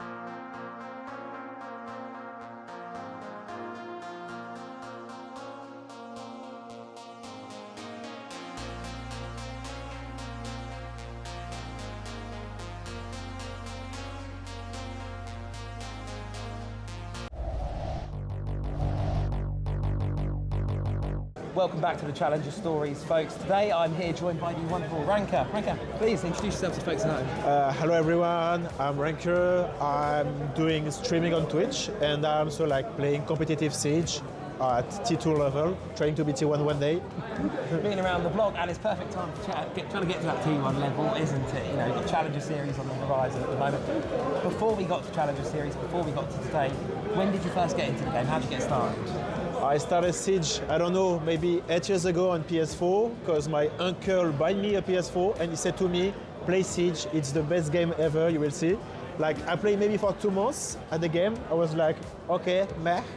But after that, I switched to PC maybe, I don't know, 6 years ago, and I really enjoyed the game. I was just like playing ranked a lot, and 3 or 4 years ago, Neox and Jax from Team Starving at this moment just DM'd me and say, bro, do you want to play comp? Because one of the players, Oscar, got picked by a T1 team. So I was like, yeah, sure, I will try. And I started comp like this. So my first team was with SkyT, Upo, Jax and Neox. Our coach was Rideo, a fucking nice guy, I love him. And since this moment, I just like play comp a lot, still a lot of ranked, and I'm trying to make content as well. Make content on the side as well. And the last year of comp, right, a lot of T2 competitions in the last year. A mix of performances for yourselves. How do you think sort of last year went overall? And highlights as well, favourite bits of it. I really like the new system. It's kind of like the old Challenger series that was before Challenger League. Yeah. And I think it's really important for the game and also for like T1 to have like a good T2 environment, you know, because it will bring more competition, bring more good players, more professionalism, you know, and I think it's the best for everyone. Viewer can watch a lot of competition and players can improve way more, because like the last few years when there was not a lot of T2 competition, it was kind of dead, to be honest, like really hard to go into T1, and now I just love it. Like tournament every week, it's just the best. It's brilliant, isn't it? And do you think the reason why some of our T2 teams, such as let's say Heretics, are doing so well, is because of the quantity of games that they're playing and the amount of experience they're getting in the new circuit? I mean, maybe for Heretics it's because they have like former T1 players. Yeah, they've got the experience, haven't they? So nice experience, really good players, and a lot of practice, good mental. That's all you need, I think. Like you need good players and good mental. That's all you need. Mental carries you the way through. And speaking of good mental, upcoming Challenger Series qualifiers this weekend coming up. How are you feeling about those? I'm feeling good, to be honest. Like we're just gonna give all we have with my team, and we'll see what's going on. Like we have nothing to lose, everything to win, so no pressure for us, and it's gonna be cool. Eyes on the spot at the top, right? The T1 EML spot. What would that After mean what was a pretty quick first? Oh my fucking god, Tiaki! Don't do that to me, man! Don't do that to me. That's harsh. That scared me. Wait. Goodness. I'm just going to cover you up, just there. Let's put the other games on there. There you go, I can't see Tiaki anymore. Nightmare Fuel is gone and disappeared. As for our game at our hand, though, while these games are making underway, all on towards map 2. Digioletti just ahead of UAIM, 7-0 win on the first map. Oliver Shield took their first and now just starting their second. Tom J. Sherlock, Kangaroo Kenny, you know where to find it. But for us, Tiaki... I'm not gonna do it again. Not gonna do it again. Are you sure? Get in here. So anyway, game 1 was really fun. Game 1 was really fun. I was trying to find the screenshot. Really it turns out it's hard to find the screenshot button when you're that close to your monitor. Turns out it's really difficult to do. But we do have a game on our hands. We do have a consulate coming up for this one. Blatant Gap Dyavoli, the former of which absolutely demolished their own map pick. Yeah, immediately. I mean, Blatant Gap was just absolutely clued in. Everything said to us that it was going to be their game from about the 3rd or 4th round. Nothing really indicated any sort of potential issues in their playstyle, nor the coordination that you need to play Rainbow Six Siege. It feels like the confidence from them is there, is going to remain there. And when you see Grim and his army banned off for consulate, it's a happy day. Yeah, it's a very happy day indeed. For either side, both ones going to be happy to apply away for that one. Now, What do we find for our second bans here? Blatant gap, no Dyavoli, do like a shield. Could ban there. Dyavoli also fearful of the defensive shield, so could look to ban out the Clash, and I think that's what they're going to do. Well, Clash, we saw it in the last match. Oppressive as always, annoying as always. Oh, yeah. And look, we do have a name for her over in OCE. I can't say it because we're obviously doing a serious stream, but you know, for second floor concert and second floor meeting, it's just I'm glad we're not going to be seeing her. Clash, yeah, is going to be an absolute nightmare to deal with. Luckily, as we say, she's going to be taken off the board for this one, so Blatant Gap are going to have to rely on other things. But to be fair to them, Tiaki, their defenses have been pretty rock solid. We've seen from them thus far. They're going to be playing this one solid slightly down below on towards that vertical side, giving the information through. Dyavoli, on the other hand, tried and tested. We're doing the Montaigne to do that horizontal push across from admin. I'm just trying to find something exactly. I'm getting lost in the source of the game. Give me half a second. We're giving him half My a apologies. second. It's okay. I need a bit more than half a second. Needs There we a bit go. more than half a second. All right. Okay, go. So Blatant Gap up against Dyavoli.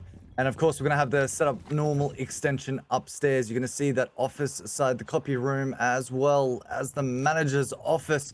The main extension that we normally see in play and on the roll in most cases. But every once in a while, teams may decide to put a bit of aroma, and we are seeing that on the side of the Solus, laying all the way downstairs. Sneak taking a little bit of damage. We saw big things from him, but whether or not he can keep that up remains unseen. Difficult spot, Sneak. Be careful not to overstay your welcome a little bit. Garen is over towards the sport by manager's office side, so there's a little bit of extra play here. But as this Montaigne of Marits makes his entrance and presence known, he's going to move on through. Beautiful use of the free look feature there to spot the Ella in the corner. More importantly, the Grismont mine down, meaning the fact that she just can't quite go for it. Now, as the attack gain control of this kind of eastern side of the map, rather, they can start to look to push across here, Vendin. Well, immediate control is going to be given over towards that office side, as you mentioned. And of course, there's so many movements that can be made from here. It looks like only 2 players are really putting a decent chunk of pressure. Keep your eye on Devil, however. He's picked up the Deimos. With the amount of soft breach that is available underneath, he can be a power operator when used in play. The Sen's up and available as well, throwing out that good old Viper wall. And if you've ever played Valorant, you'll know what I'm talking about, but the smokes will start to come through. The first kill comes on the board. It's an immediate trade back, and it looks like that time taken off is immediately being capitalized upon. Blatant Gap are just down to 2. Dyavoli moving rapidly. Oh, goodness. That was quick. That was so speedy. they just didn't stop right there. Dyavoli charging on through. And you compare it to the last map, Tiaki. It's a different looking team we're kind of spatting for this one right now. You look, 5v5. All is calm. All is well. And then first kill at 124. And the round's over by, what, 113? Within about 10 seconds after they get the first, they just collapse on them so incredibly quickly there. You see the final one come on through. Yeah, literally 10 seconds from the first kill to the final blow. Dyavoli, talk about rapid. Well, it's immediately giving them confidence, straight off the bat. Perfect coordination, perfect movement, identification of potential corners, and straight off the bat, everything that we have been seeing has been perfect from them in that first round. That's not to say that Blatant Gap are going to let that stand. It just means that Dyavoli have been able to come off the break that they've had in between the 2 games and potentially come back with a different sort of experience, a different sort of mental game compared to what we saw previously. 10 seconds left. And now, will Blatant Gap be able to wake back up? Because we saw this in a few games. Teams struggled the first few rounds, just getting used to the map. It's a different map they've been playing on. They were pretty confident on the first, but going into the second might be a little bit different. Echo being brought to the lineup this time. The intel as well from the Valkyrie game. Blatant Gap, I think, looking to play a little bit slower. Maybe just a lick of respect coming in here for their opponents this time. Recognising that Dyavoli are a different beast here on side of their own map pick. And maybe they just waited until Consulate to activate. Take down the X-Kairos on towards the hatch. Nice, but he will be spotted out in the corner. Prompting Bimsy just to drop on away. Right down to the safety with the rest of his team. Well, holding up towards yellow stairs is going to be the Valkyrie of Snake. He's got that information available. 3 nitro cells also useful for them. The logic bomb is going to be called up straight off the bat. Maestro has taken... Maestro? Okay, I'm losing it. Montaigne has been hit straight off the back thanks to the help of Shed, who finds one. Oh! But there comes the counter kill. Yeah. Immediately through on charging ahead. Just waiting now for this one. Time on the clock dwindling through, but attack making rapid pace here. Pop the fire extinguisher in your face. That's a new bit of tech, if I can say I've never seen that one quite before. There goes Sneak, shutting down Waterhella. 4v4 situation now. Halfway point of the round looming. But right now, stalemate emerging. You've got to try and find a way to deal with this Valkyrie on the top floor. The convergence of Sneak on that spiral stairs just shows how important it is to clear every single player in their respective position. Player prone, Bimsy, was just waiting inside the smoke, manages to get 3, and now we're starting to see Blatant Gap making their entrance once again back into the match. Devil is the last man remaining, needs to find a potential entry point, and on top of that, a potential pick. Grenade. A nade. It goes in. It goes foul. It goes through. And now you wait. 55 seconds on the clock, dwindling down here. You know there's one in security. I mean, Tiaki, what do you do in this situation, right? You go one way. I let there's 2 defenders, one holding the long angle, one holding spiral. You go the other way. There's one in kitchen, one inside of security. I don't know about you, but there's not really a good option here. I loved the play by Sneak here. He was simply just waiting for this player to bait out. It is a consistent position from a lot of these teams to just fire off a few shots, maybe even knife the air. And yeah. The reason why you knife the air, it shows a little bit of your arm, gives the opposition the chance to try and peek you just a little bit.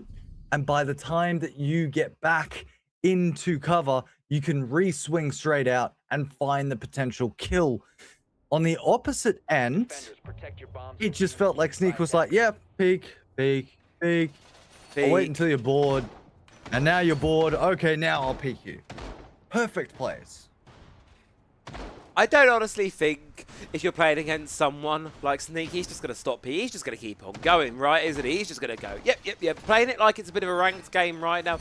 Blatant Gap, as you say, find their first on towards the defense. So now heading on towards round number 3 here. They're going to be going over towards their tertiary bomb site, wanting to avoid this top floor. Down towards Piano, we're going to be heading on towards, see what the defense have to offer ourselves. Likely playing a very similar lineup to as we've seen from them before here. No surprise for Conscious. Let the teammate through. Pretty please, thank you. And we'll go on through. Dyavoli sticking to their shield. Well, you're a little bit off with that one, Travi. If it was a ranked game, he wouldn't have let anyone through. And then he would have shot him in the face for closing the barricade. Absolutely. Just cut off any potential chance for him to be a useful teammate as much as he possibly can. And then as soon as the game's over, report him griefing. Banned. For now, Blatant Gap, they've got a bit of an extension. Back upstairs once again. The drones coming in from Dyavoli looking for any sign of potential weakness. It's not going to be up and available yet for them as they start grabbing a few cans to provide them a little bit more info. The Mozzie pests, what a pest they are. Up and available in and around a variety of different areas, but it looks like we're getting a bit of a slow play.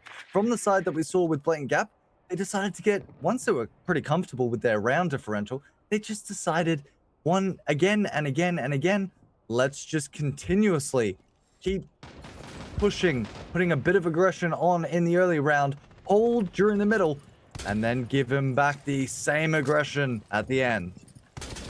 now making their noise towards the top floor here, trying to apply some pressure, trying to find themselves a spot to get themselves in. Devils here, going to be leading up, trying to provide some cover here for this push through. Yellow, Shield bypasses the C4, charging through towards Bathroom here. Marat in a bit of a world of pain, doing the jiggle peek. Love that tech. Oren from behind finds 2. Marat's with another. Kills flooding on through. Blatant gap on the back foot here, losing out in this top floor fight.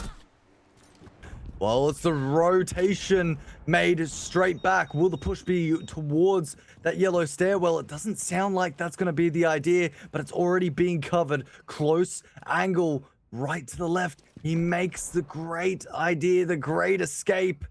As he sees the ping go through, I wonder whether or not he's got the info. It looks like Sneak's just being able to gain a little bit of it damage dealt over to Devil. But as the timer continues to slowly tick down, they've got control of this upstairs section. And now Sneak, he really doesn't have anywhere to go. He's going to push him straight back off, but there's a player moving down to protect himself. That doesn't mean that this is over though, Travi. There's still one up. Oren fighting here. Find the angle. He will get it. Get his job done there. Beautiful stuff, beautiful work for him.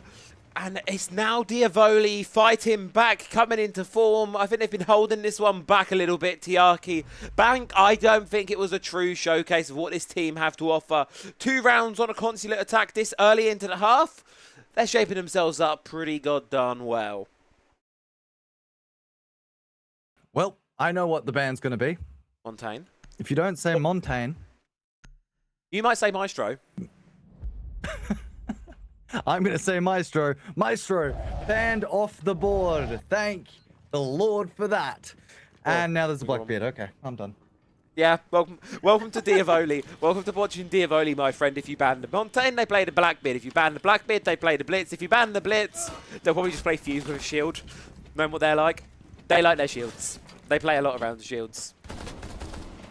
And look, I don't disagree with it. Shield operators have been and will still be quite a significantly oppressive force within any team. So having those shield operators means that you need some sort of counter, whether that's the smokes, whether that's the Goyo charges, whether that's impact grenades, whether that's... There are so many up and available for teams to use.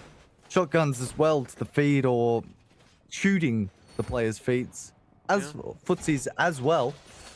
It is all up and available for them to be used. But a good shield player just constantly moves players off of their position, causes more and more issues over a longer period of time. And I mean, look, everything that's here, Blatant Gap, they're on the defensive side. They should be able to find a few more rounds. Hopefully they can correct course and try and find a couple more for themselves here. Yet again, as you say, it's going to be that Blackbeard just leading the charge on here. The shields for Dyavoli, a real core part of this lineup. The fire to stall out the admin push there momentarily. Nice little touch there from the Goyo. Although I've got to feel that utility is going to be burnt a little bit early on.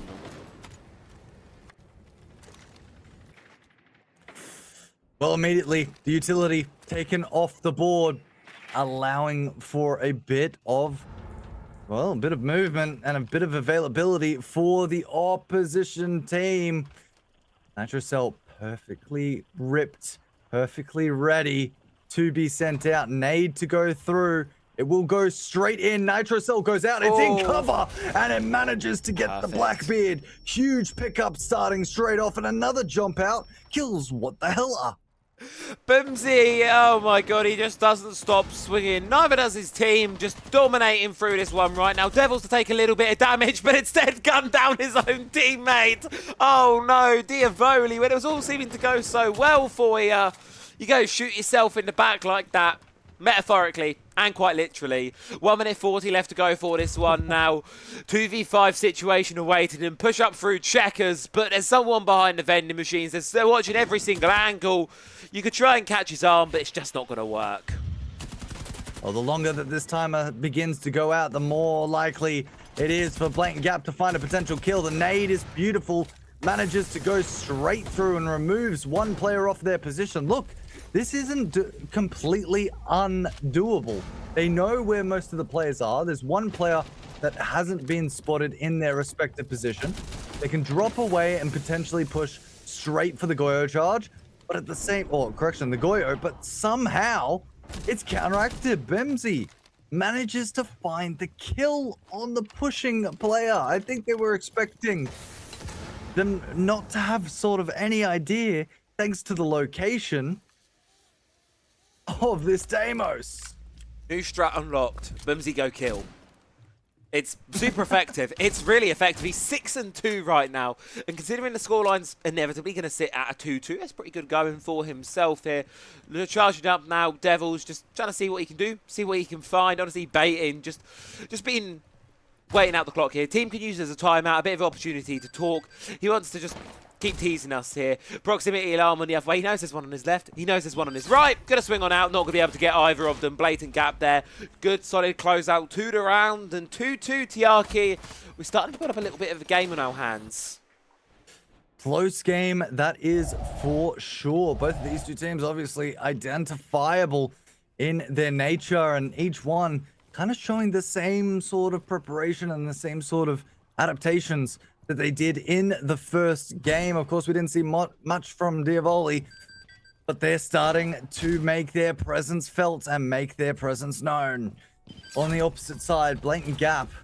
Oh, I mean, look, hasn't been the best start to their games. They're starting to learn how to approach it, but alas, it is still a long game to go. We're only on round 5, and we're still 2-2.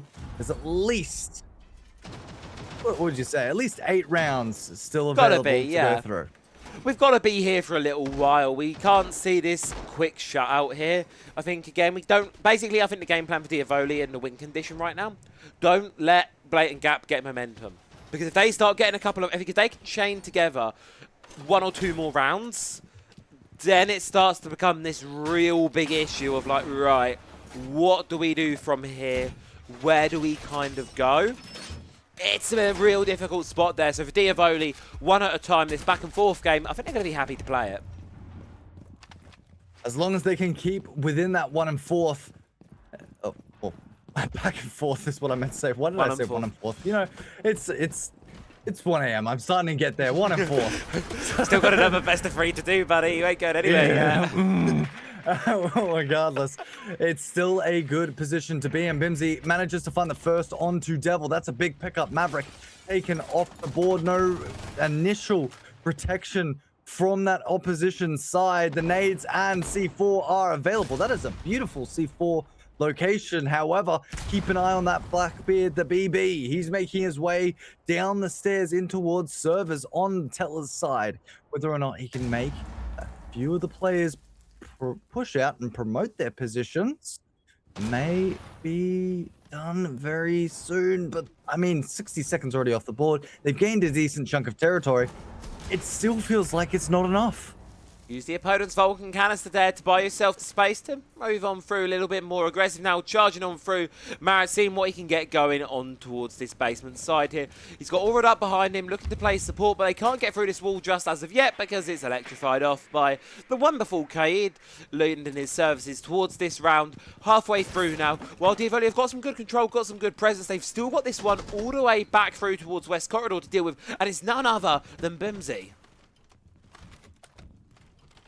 Well, first point of contact goes a bit back and forth. Bimsy, you gotta love that.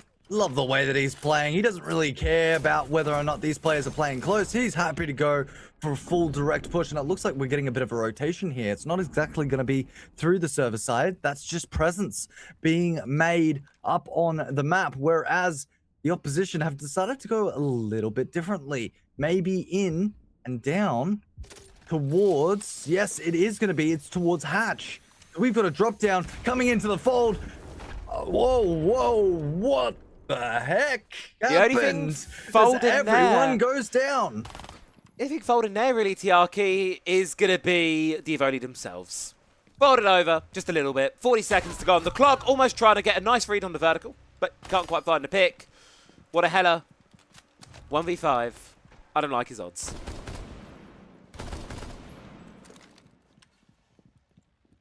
It's slowly ticking. Ever so longer. Blatant Gap starting to put... I just realized why that name may be there. Starting to put a blatant gap on Dyavoli like they did in match number 1.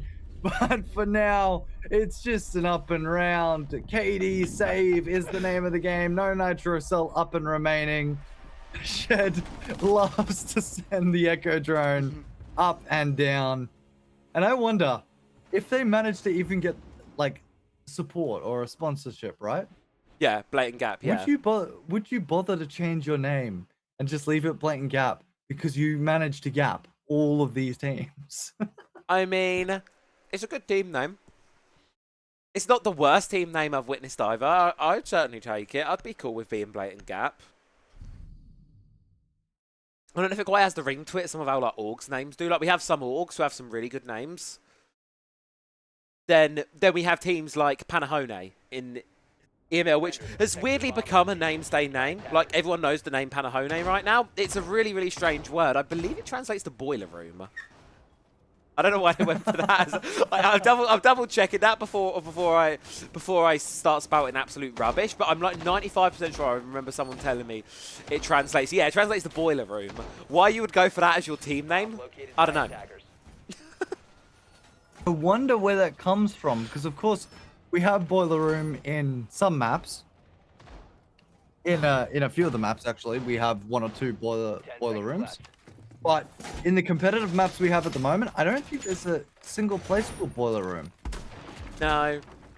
Honestly, so just finish things. So the only other thing that I could correlate it to is CS, Counter-Strike on Inferno. There's a boiler room, and it got removed when CS2 came out. Their logo is also a duck. I can tell you that one. I don't know what that has to do with anything. Their logo is that has nothing. Okay, I take it back. This is a finished crew. I have no clue what's going on. They're finished. They're doing what they please to damn well do. It's the finished world. We are all living in it, I think is the best way to put it on.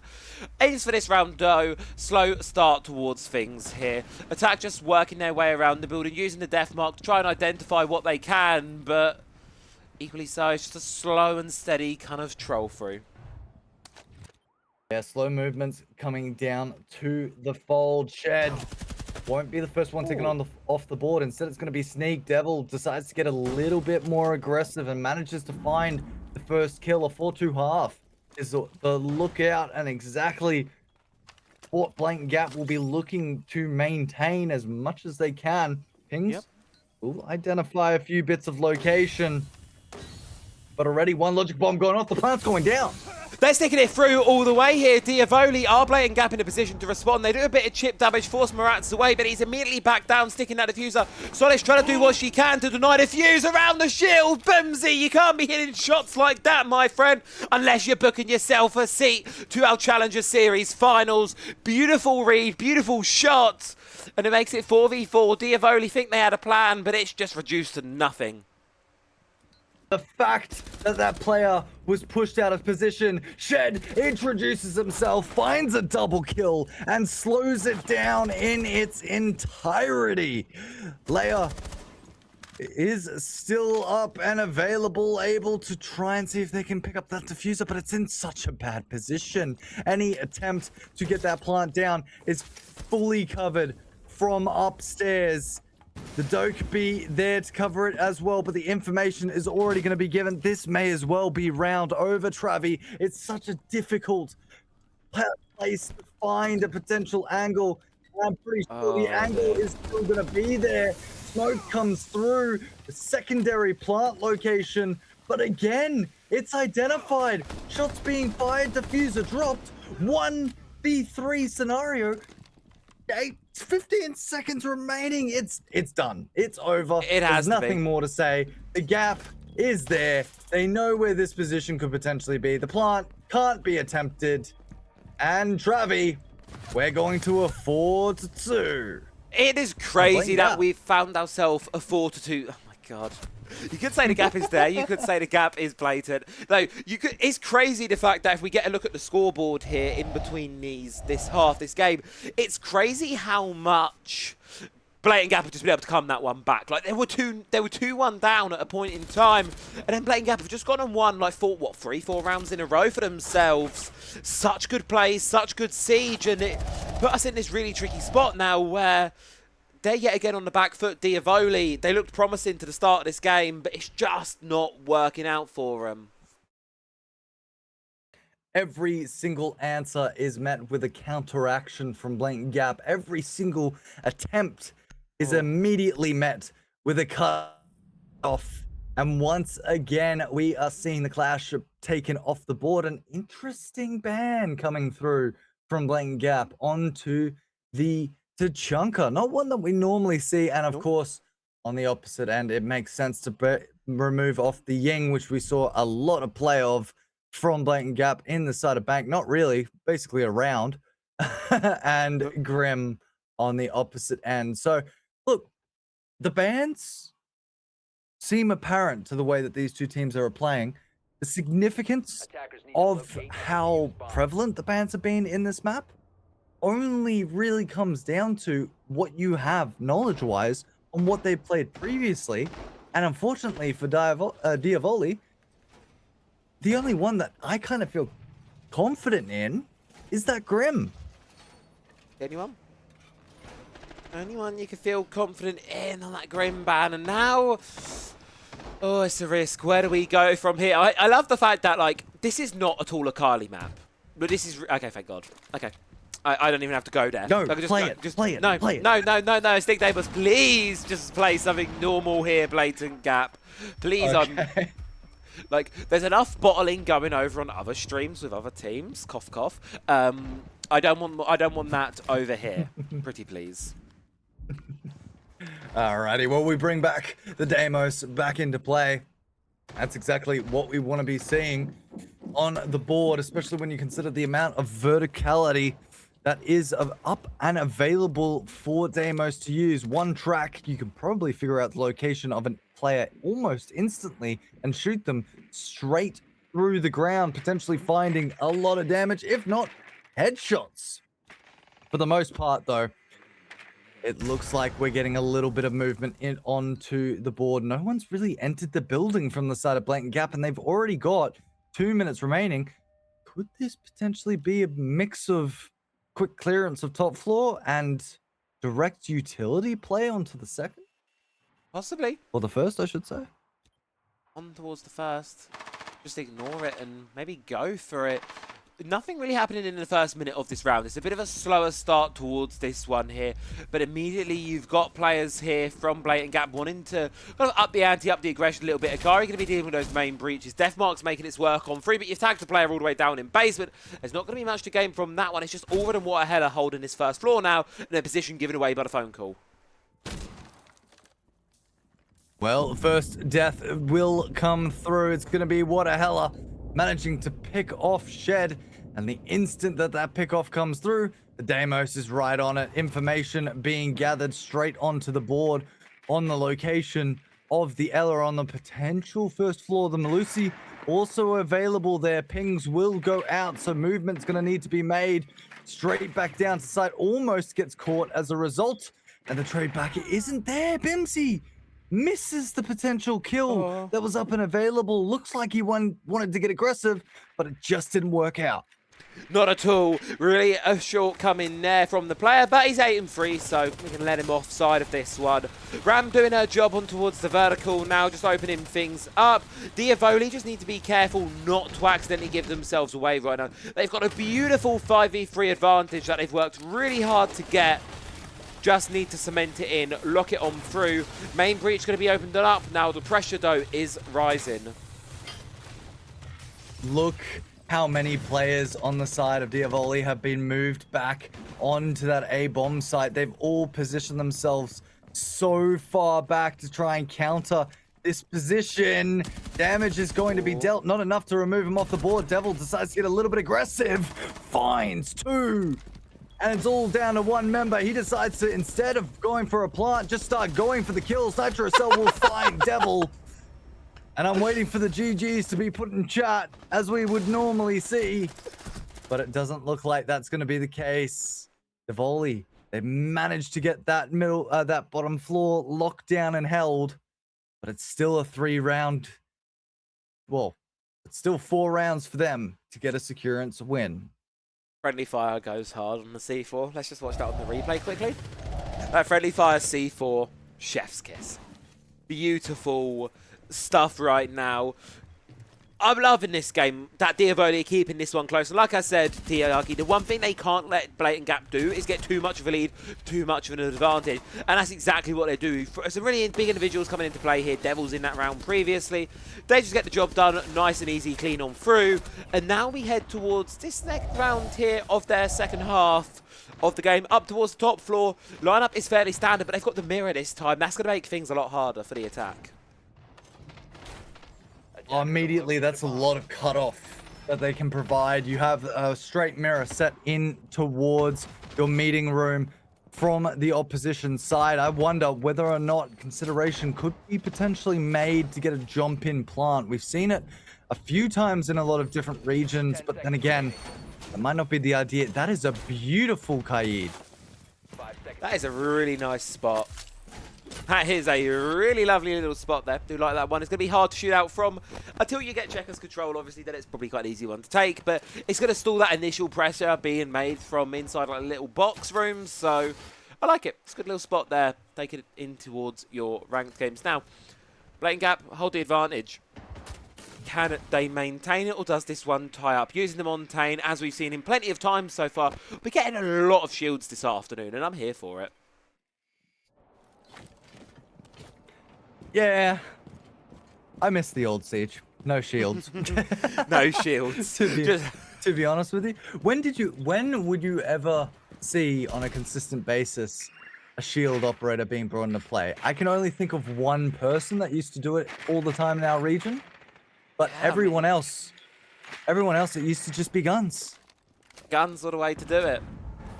Maybe this is why we have more world championships. Because we did adopt shields quite quickly, to be fair. And I remember when shields first got buffed around the Deimos season. I think it was Team Secret just started running this double shield lineup around the Siege X update or so, roughly, I think it was. And it was just absolute calamity. No one knew what to do against it because they were just running like doubles constantly. It was an impossible situation. Yeah, to be fair, I wouldn't know what to do at all at the same time. However, but now it looks like we've got a decent chunk of preparation that's been set up, and that's about to all be removed. Flores drone coming straight in will remove one. It doesn't remove the second or the third in that location, and already that's all of the Kiba barricades being used off the board. They still have so many Flores drones, or they did, as they've now all used them. Devils managed to find Shed. He's a Montaigne. That's the big one. That's the one you really do not want to lose first if you're an attacker right now for Blatant Gap. Luckily, Garen's right there to find 2 quick kills back in succession, putting the advantage back the way of this Wild roster. Dyavoli now on towards the back foot here. Have a Vulcan canister to pop to cover that defaulted plant spot. Already on the back line here, trying to stop a stall from reception. C4 ready, primed and to go. It's just a case of when does it strike. A little bit concerned in this position, and at this stage, information is still being provided on where this Deimos is, and I think he's needs to be a little bit concerned, but it doesn't look like Sneak really gives too much of a care. At the same time, it needs to be taken, or needs to be understood, that there are still 2 players remaining. That doesn't mean that this round is done. 10 seconds on the board. Flashbangs do come through, and already they're in a rough position. The ace finds one, but drops. This is going to need to be a rush kill, and it's not going to be enough time. No, they're not going to be able to get it. Dyavoli will hold on towards that round there, and it's an unfortunate loss for the side of Blatant Gap, but they just neglect that Kaid, and he is the one to strike them where it hurts the most. The tie has been found. The lead that Blatant Gap once held over this game is long gone now, Tiaki. Everything is back on the table. There was 2 misplays within that round. 2 pretty significant misplays. One, the wide swing coming in from Laylela, and what I think it was Wadahella as well in that position. I may be wrong. I apologize if I am.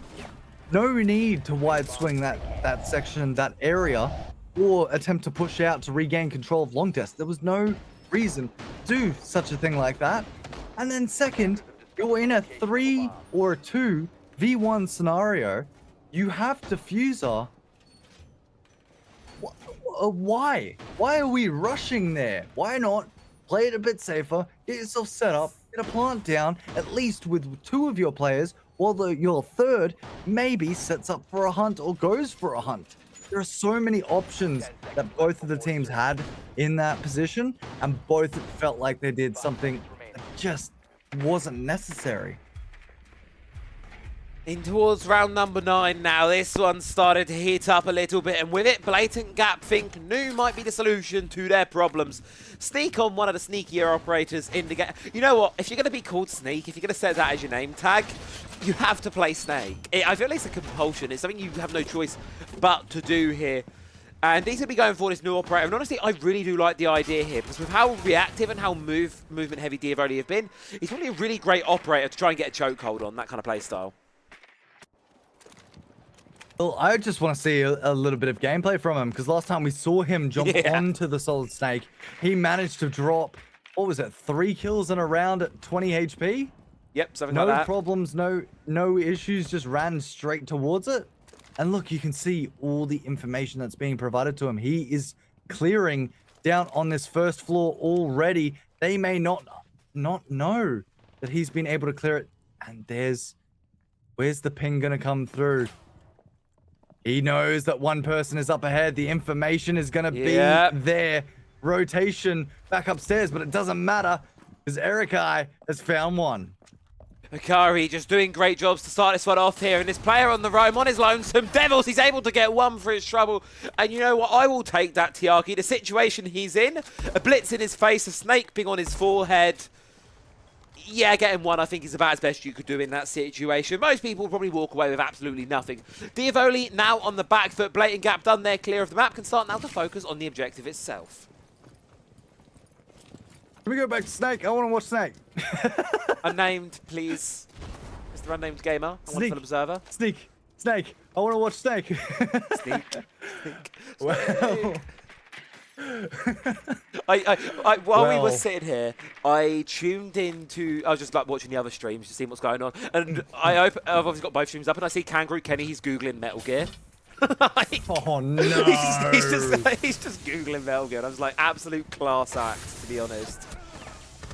Well, a bit of damage coming straight on through. Erikai manages to get 1 on the back end. Garen finds a second. It's all down to 1 man remaining. The Malusi up and around. They've got a lot of information in terms of what site is clear, but they still don't know the direct location of this player. It's not going to be spotted. Never mind. Say hello to Snake. There he is.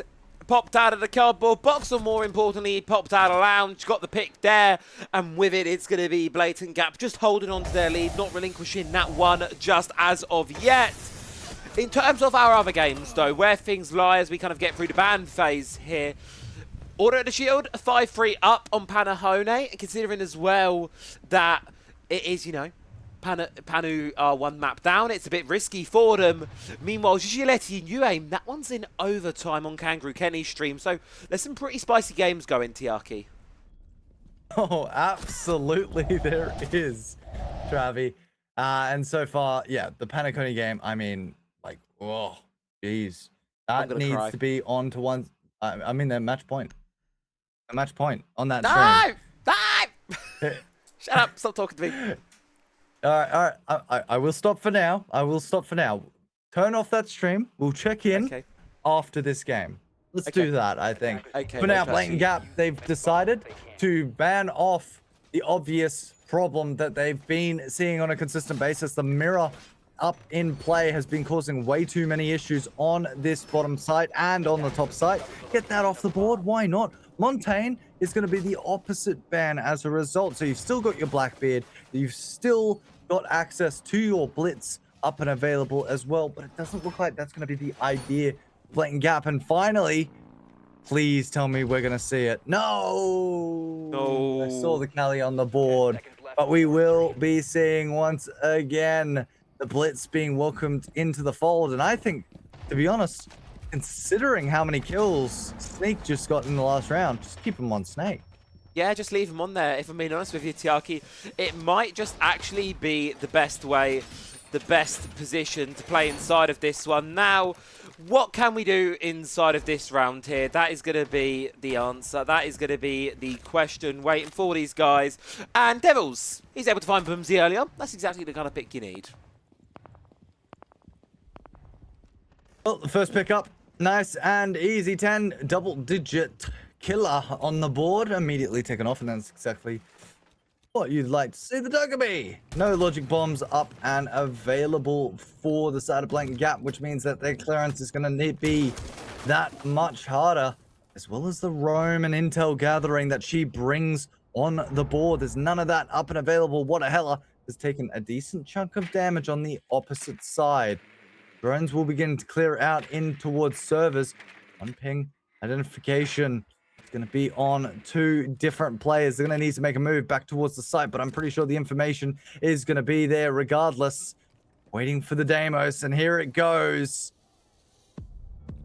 Here he goes on exactly the hunt. Where this player is. No. Charging, no, can't quite without the gunfight there. 2 quick kills coming here for the side of Dyavoli, and Blatant Gap just seeming to fall apart at the seams. Garen is able to find one back in a death duel with the second. Shed able to get the close on out though. It's 2v3 situation now. Dyavoli need to stop on this one, put the brakes down before you get yourself involved in too many early gunfights and lose that advantage you hold. So we've seen this not once but twice before, where a 2v3 scenario comes into the fold. Players end up releasing it to a 1v1 scenario, but it depends on the amount of information you have. At the moment, you've got one Deimos tracker up and available. Slow push down the back stairs of the eastern corridor, or towards Visa office, I should say. The grenade and flashbang, both available. No nitro cells on the opposition team, so a little bit less scared. But you've got to keep in, well, you got to remember, a KSG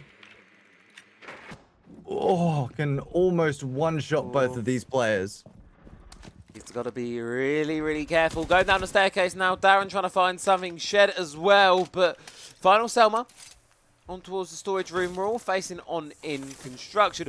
Putting a bit of pressure on Kaid, and that's going to be the game plan for Blatant Gap right now. Try and dissect, try and isolate these final remaining defenders, but equally, with 15 seconds left to go, Dyavoli are looking good. All they need to do is hold the ground right here, charge on through, unaware of the one in security. The final player is fighting for his life here down the corridor, can't quite hit it. Dyavoli will take it and keep this game nice and close as we progress on. It's getting scary. It's getting hot for here. Both teams. It is getting terrifying, Travi. I don't for like both it. of these 2 teams. I mean, a 5-5. They are basically at the end point, the end situation for both of these teams. The next one gets to a safety blanket, but there's still multiple games to keep on going, to keep kicking off, and to find at the end of the day. And a 5-5. What do you say? What do you wish? What do you hope? What do you pray? Map 3. I'm begging. Give me another map of this game. I don't want to end here in a 2-0. It shouldn't be the way. Like I said, we're in the 2-2 bracket. This is the match I wanted to see. This is the map that I wanted Bank to be. You just got to hope for Dyavoli. This added vengeance, this level up hasn't come in too late. They need to get this one over the line here to bring us to that final map decider of Lair. As for Blatant Gap, though, it's still within the realms to close it out 2-0, but it's becoming a more difficult fight bit by bit. Well, for now, as far as we've seen, Dyavoli, they've been on somewhat of a defensive strategy, and Blatant Gap, we've had moments of aggression, moments of slowness, moments of takedowns. Coming up and through, sorry about that, a little bit of lag, but you know how it is, okay. Being all the way from the opposite side of the earth. So, Yeah. Literally, we can make a sandwich bit. right now if you wanted. Just True, a bit of bread on the floor. And... what would be in the middle? APL? AP, or the entirety of the APAC region. Sneak be sneaking. Up the spiral staircase, off he goes here, completely catching off. What a heller unaware. And that's the opener needed there. Blatant Gap have found themselves a nice little gap inside of this one. With 2 minutes left to play for here. Starting off strong. A little bit of movement being made immediately by Blatant Gap. A bit of that closed aggression that I was talking about initially. And that does mean that a bit more push is going to come to shove. Protection on both ends. A little bit of damage sent straight back onto the Kaid. And already Dyavoli, sorry, looking a little bit worse for wear. No real positions being held down from them. That floor has got extremely close. Yeah. But at the end of the timer, there's not much really gained here from both sides. No. Considering how quickly Blatant Gap got that first pick, I'm honestly surprised we haven't seen him try and pick up that pace, try and pick up that momentum just this little bit more. Round number 11, Nanook's on another backstab, going underneath this time, trying to see what she can find from the hatch, while the rest of the team continue their frontal assault here.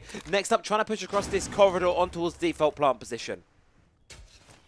Well, first shot will begin to go out. Flashbang goes long and far. The smoke will begin to completely take up one person. Shed's going to be knocked down. No trades on the back end as the jump in will be made. Another player from the side of Blatant Gap goes down. It leaves Bimsy. He's got the double digits on the board. But I mean, with this many people, it's going to be extremely difficult to see the capitalization. Close peek finds one. Second angle almost finds a second. But it's clearance back and forth. They've been able to open it up. Long swing from Devil. And we may be going to a map number 3. An opportunity presents Dyavoli now to get this one over the line on Consulate, bring their own map pick back, throw their name into the ring for our finalists in and amongst the Challenger Series. For Blatant Gap, get this round, bring it back to overtime, and see where we can go from there. Final couple seconds remaining now on what they can do.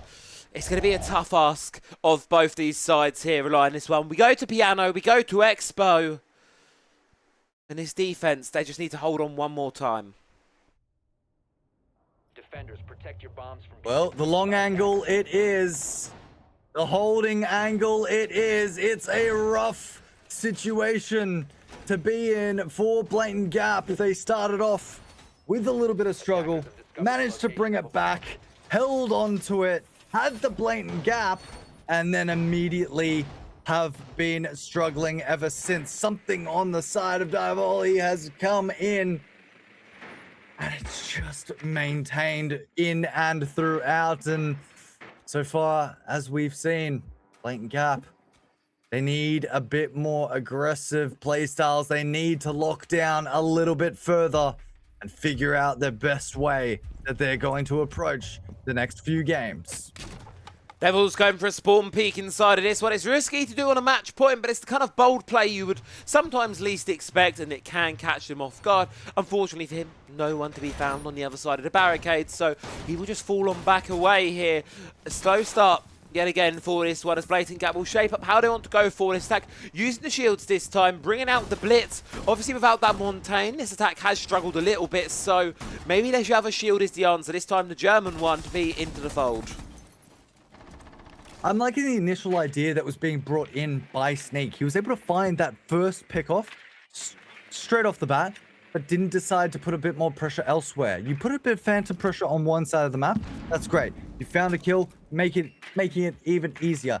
Now you need to make clearance onto other areas or put a bit of pressure elsewhere. You have so many angles that you need to consistently clear, but it feels like there's a bit of misclearing going on to at least a little bit of a degree, and I'm really hoping the further we continue through this match, if we go into OT, Blatant Gap will identify those points and immediately cut it off. They are going to be on the attack in the overtime, Blatant Gap, so they're going to have to play 2 rounds of it. They're going to have to win one of them, which has been a nightmare for these teams so far. A stun, a smoke to try and block off Yellow, allows to hop in towards Spiral's side. Now, Blatant Gap trying to gain some ground here, push back this top floor presence. It's close play. No one's really gone on the other side. Hella, what a hella. Does send a little bit of damage onto Sneak. Back and forth.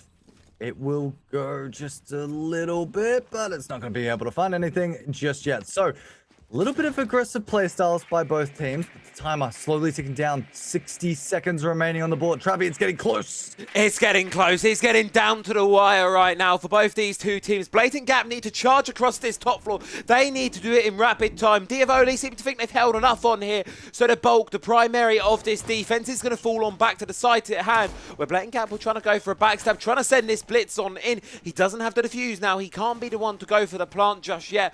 But it's that clock factor. It's that time at the top of the screen that you're really worrying about right now. If you're this attack, you're running out of options to deal with it. You can't get things like these black eyes, and with the vertical pressure still playing against you, you're going to be marked as soon as you try and stick that defuse. It's a direct movement going straight in towards the side. It's all going to come down to the last 10 seconds of play. We will see a massacre of kills potentially coming through. The first bit of damage is going to be made. Nitrocell goes in and out, and it's quick clearance on all sides. Sneak manages to find one, but it's all down to 2 members remaining. They do not have diffuser. They have not picked it up. And Travi, we're going to round, or correction, map number 3. We're going all the way to there inside of this one. Dyavoli, I could give you a smooch on the cheeks. I've been covering these qualifiers all weekend long. It's all been 2-0. But finally here on the final hurdle of EML, we will see a 3-map series emerge here. For one of these teams, this will be the final map they play inside a Challenger Series. For the other, a stepping stone in towards the finals. Honestly, an on-fire match. Every single movement coming down to very small plays. It's straight up identified by Dyavoli. And, oh man, I mean, what can you say? 2 players remaining on each side. The diffuser not picked up by the last itty-bitty little second. And as a result, it is going to be a loss over to Blatant Gap. Dyavoli stay in one more, and that means that we have a map 3 coming up. That we do. Map 3 going to be getting ready for ourselves after this little short break. But as for our other games on the stream, how are things going on here? Oh, no. Oh, no, it's a 1v1. Nifsu Raynard going for it. He's charging on it. The Habana's going on through. Please, Nifsu. Yes, they go into overtime. Oh, thank goodness. Oh, dear. Ooh. Almost had a heart attack, almost had a cry. Okay, we'll get rid of that one. We're going to throw it to a break because it seems like we've got a bit of overtime to watch. Don't go anywhere, folks, though, because our games are still going on.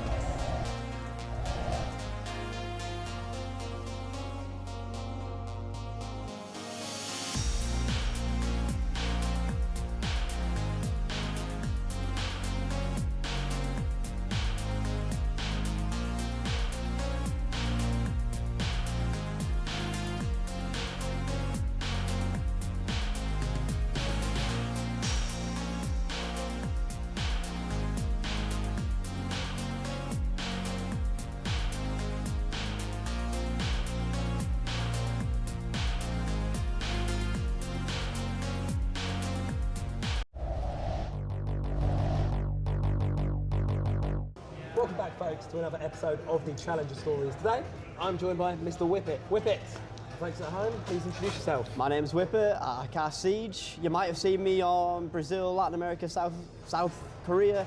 I'm in Tier 2 at the minute doing stuff like Rumble, Tier 2 finals, and anything that the UK scene's got going for Tier 2, I'm there. Including chanting and making a riff-raff down there. Listen, that's what we have to do. We have to come out here and we got to represent ourselves the best way possible by recycling responsibly. And letting everyone in the region know that the UKIN region's got some pretty good chance going. We have got some really good chance going, and well, let's just pivot totally from the chance from the majors. Before we even got thinking about majors, Siege itself, when did you find it and how did you fall in love with it? It's a long story for me, actually. So all the way back from when they first showed it at E3, I was hooked. I was kind of a passive fan of Tom Clancy's stuff. I'd read some of the books. My dad was really interested in the books. So I knew the name, and I played one of the old Rainbow Six titles, and I got into this, played the early tests on console, and decided, I want to dive into this. Funny enough, it was actually a Christmas present for my parents. They got it to me. They let me play it early instead of opening it on Christmas Day, and I was hooked ever since. Didn't get really into the esports until 6 months later. I got spawn peeked by some dude on Border, and they said they learned it from a Pengu stream. I followed that, and from there on, I started off as a Penta G2 fan for the longest time, and that's where my journey with esports started. And then, from being a fan of the esport, from watching one of the most historic rosters of all time, to then casting names like them today, how did you get into that journey?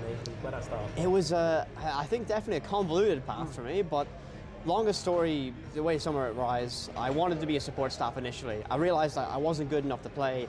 Then I didn't really have the commitment, nor the mindset to be a coach nor analyst. And the guys on the team I worked with then said, you always have passion for our debriefs, you should be a caster. They signed me up for a Discord cast, like a Discord League cast, without my knowledge. I'd done it, one of the worst experiences of my life. But I got asked to do it again and again and again, and I just kept doing everything inside of Tier 4.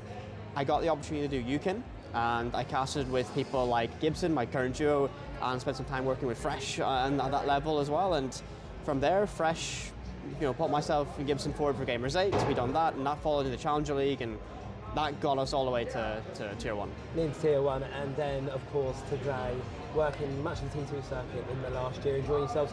This will be live during Challenger Series. Any takes you want to drop, that you can drop, Challenger Series? I can drop? Well, my big thing is I want to see Panahone do well. I was a big believer in this team. If you follow anything I've seen, I love Finnish players. I love the teams, I love even the people, I love hanging around with them. I think Panahone didn't show their full potential during the LCQ to get to the Invitational here. And I think they're the team that I think people will underestimate because they're not the Heretics, they're not the Geeky. They decide that maybe people don't see a full potential of a full national team. And I think they're going to surprise lots of people, hopefully, fingers crossed. Fingers crossed, surprise lots of people. Well, you might have just sealed your fate because I might be airing this after. Listen, I will get them a few drinks at this event just in case I put the curse on them. Just to avoid the curse. And then looking ahead into the next year, hopefully teams like Panu will be qualified into T1. For the player that's looking at next year's Challenger Series, the LCQs that we'll have coming up as well, advice to them on where to get and how to get started with that. First thing is, if you want to do it, do it. Like, there's no point sitting there having the dream and not going for it. There's, it's in my bio on Twitter, it's what I say, get to your dreams. Nothing's going to stop the person that does something, and if you just keep doing it, you're going to do it. There's a lot of talented people, everyone wants to help. I know you spoke to Cooley for this, he'll help you if you want to be an analyst or a coach. There's always players that want to help build it up. We're a community for a reason. That word means more than just a group of people, the region you're in. People want to help, people want to see it up, and you see it at events like this. Everyone bands together, whether you're a secret fan by right or not, you're going to cheer for them because they're European, they're your side, and that's your region. So I think find like-minded people, don't stop the grind, and always just believe a little bit more in yourself. You look at the spectacle of what's going on in the arena there, a huge, massive game, and then sometimes it's hard to forget those people aspect, that individual one-on-one, and like you say, it's everyone in this community is accessible. That is a massive special thing of what we've got here in Siege, and it's a perfect note to end on here for this one. Thank you very much for joining me. Thank you for having me. Hopefully see you around on the streams this year. I will.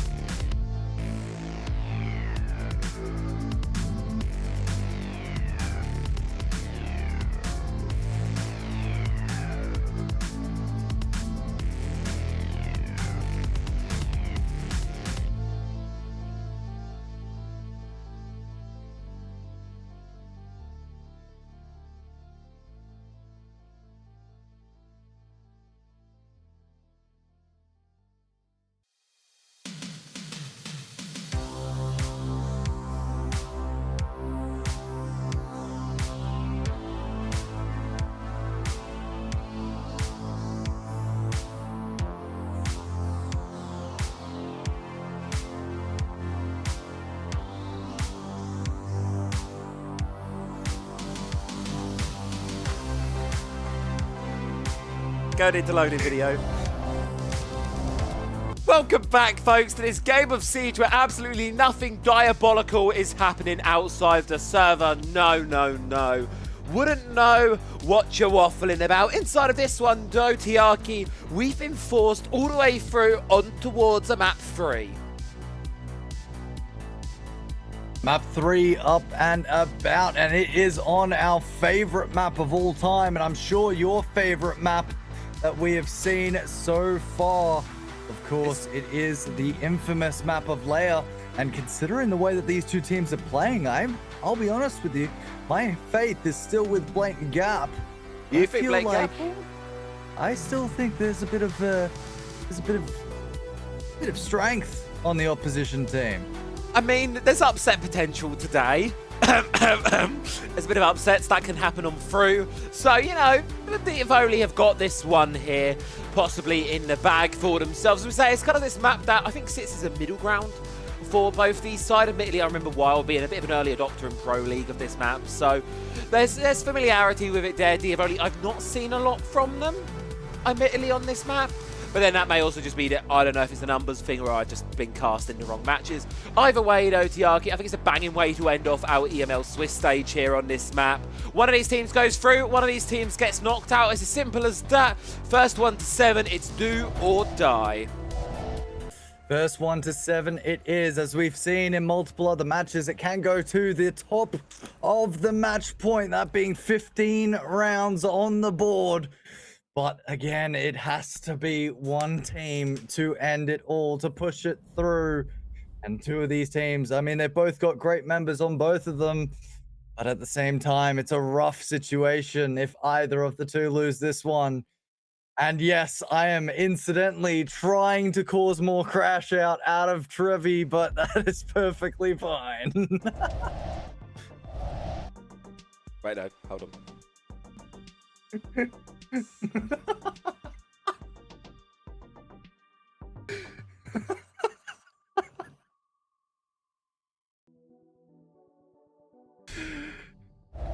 Anyway, back to our game. That's more important. Playing Gap.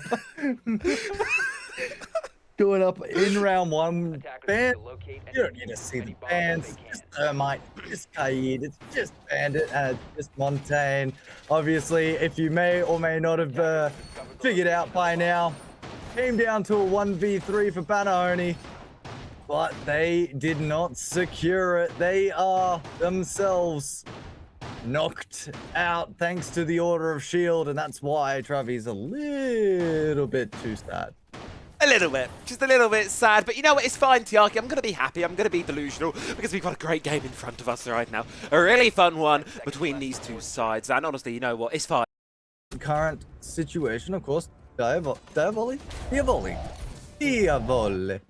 It sounds almost Italian. It does a little bit. We'll make a little bit of a switch up. No need for the Blackbeard to come into play. Instead, we're going to be bringing the Solid Snake. Snake going on towards the table for this one here. See what he's got to offer us. He's been really popular on Lair. Funnily enough, that was the map I was saying where he was at his strongest. He was having the most kind of a go of it. So we'll see how things pan out for this one here. 2 minutes on the clock. Plenty of time for him to work through this map. Plenty of him to go on through. Let's just see where Maratz can find himself. Oh, a little bit of push through, a little bit of shooting outside of the shooting range, and once again, intel gathering operators up and be damned. Looks like we're gonna have the Dokkaebi also being up and available. So much intelligence, so much roam clearance available on every single regard. The utility is starting to be taken out thanks to the use of the Twitch drone. You look at the opposition teams, right? You look at Sneak, you look at Shed, look at Bimsy. They've been able to do well so far, and we heard it there. The Solid Snake has found a target. Bimsy's been spotted. They know exactly where he is. Granted, it was almost a guarantee there was someone playing around to this blue position, but equally, I think you wanted to try and find someone nearby to him. Hope that there's a second lurking in the distance, in the shadows, but no, for Blatant Gap, it's just Bimsy alone on an island, but equally, while he's back there, he's not going to push, so the Vertical can start to get to work on the objective now, trying to find these players on through. Are they aware of this one inside of security, though? It looks like they have some sort of idea. He's aware of you. And the pings, the pings, they know where they... Whoa! First class seat there to the downfall of Devils. Luckily, though, Maratz is immediately able to come on in, grab up the grenade as well, replenish in there, on-site procurement, be damned. Spots out the one inside of the connector there. That's going to be Akari on the Tachanka. Shumika ready to prime to go when it needs to be. 60 seconds left on the clock here. Snake being put to full use. Yes, and it's the first time we've seen such an aggressive style of Snake being used, and such a prominent version of Snake being used in retrospect. All clear is going to be given. He knows that no one is potentially onto that B-bomb site. That's enough for him to move straight up towards the A-bomb site, but it's not going to be allowed. Of course, the Tachanka, being the one to completely cut that off, can just continue to send through all of these pieces and push. They will, but it's Akari already waiting, settled and set. 25 seconds remaining on the board, decides to get a bit aggressive, finds the kill onto the Twitch. There's only one player remaining that has Diffuser. That's of a necessity to get down in the next 15 seconds, and he's just dropped it to a 3v1. 10 seconds remaining on the board. This round may as well be over. Blatant Gap gains round 2. Correction, round 3. Round 3. It feels like we missed a round. It's okay. Our numbers can be a little bit off. We missed a round due to technical issues. I think just having a moment of like breaking the internet, crash out. You know, couldn't stream that. Unfortunately, that would get me banned. So had to keep the crash out under wraps. As for our operator ban phase, though, round number 4, what we're going to be seeing being removed here. Could see that shield. Honestly, I wouldn't be surprised to see the Blackbeard being taken off the board. As for the defense, though, what they can lose, plenty more options there. They decide to remove the Capital. It's an interesting choice. I haven't really seen much of him. I've got to be honest with you, Yucky. I don't know if it was in round 1, but round 2 and 3. It really wasn't. He was kind of killed off almost quickly. So this gives me some sort of idea that this may be a directive ban for previous actions and previous situations. So that's a little bit...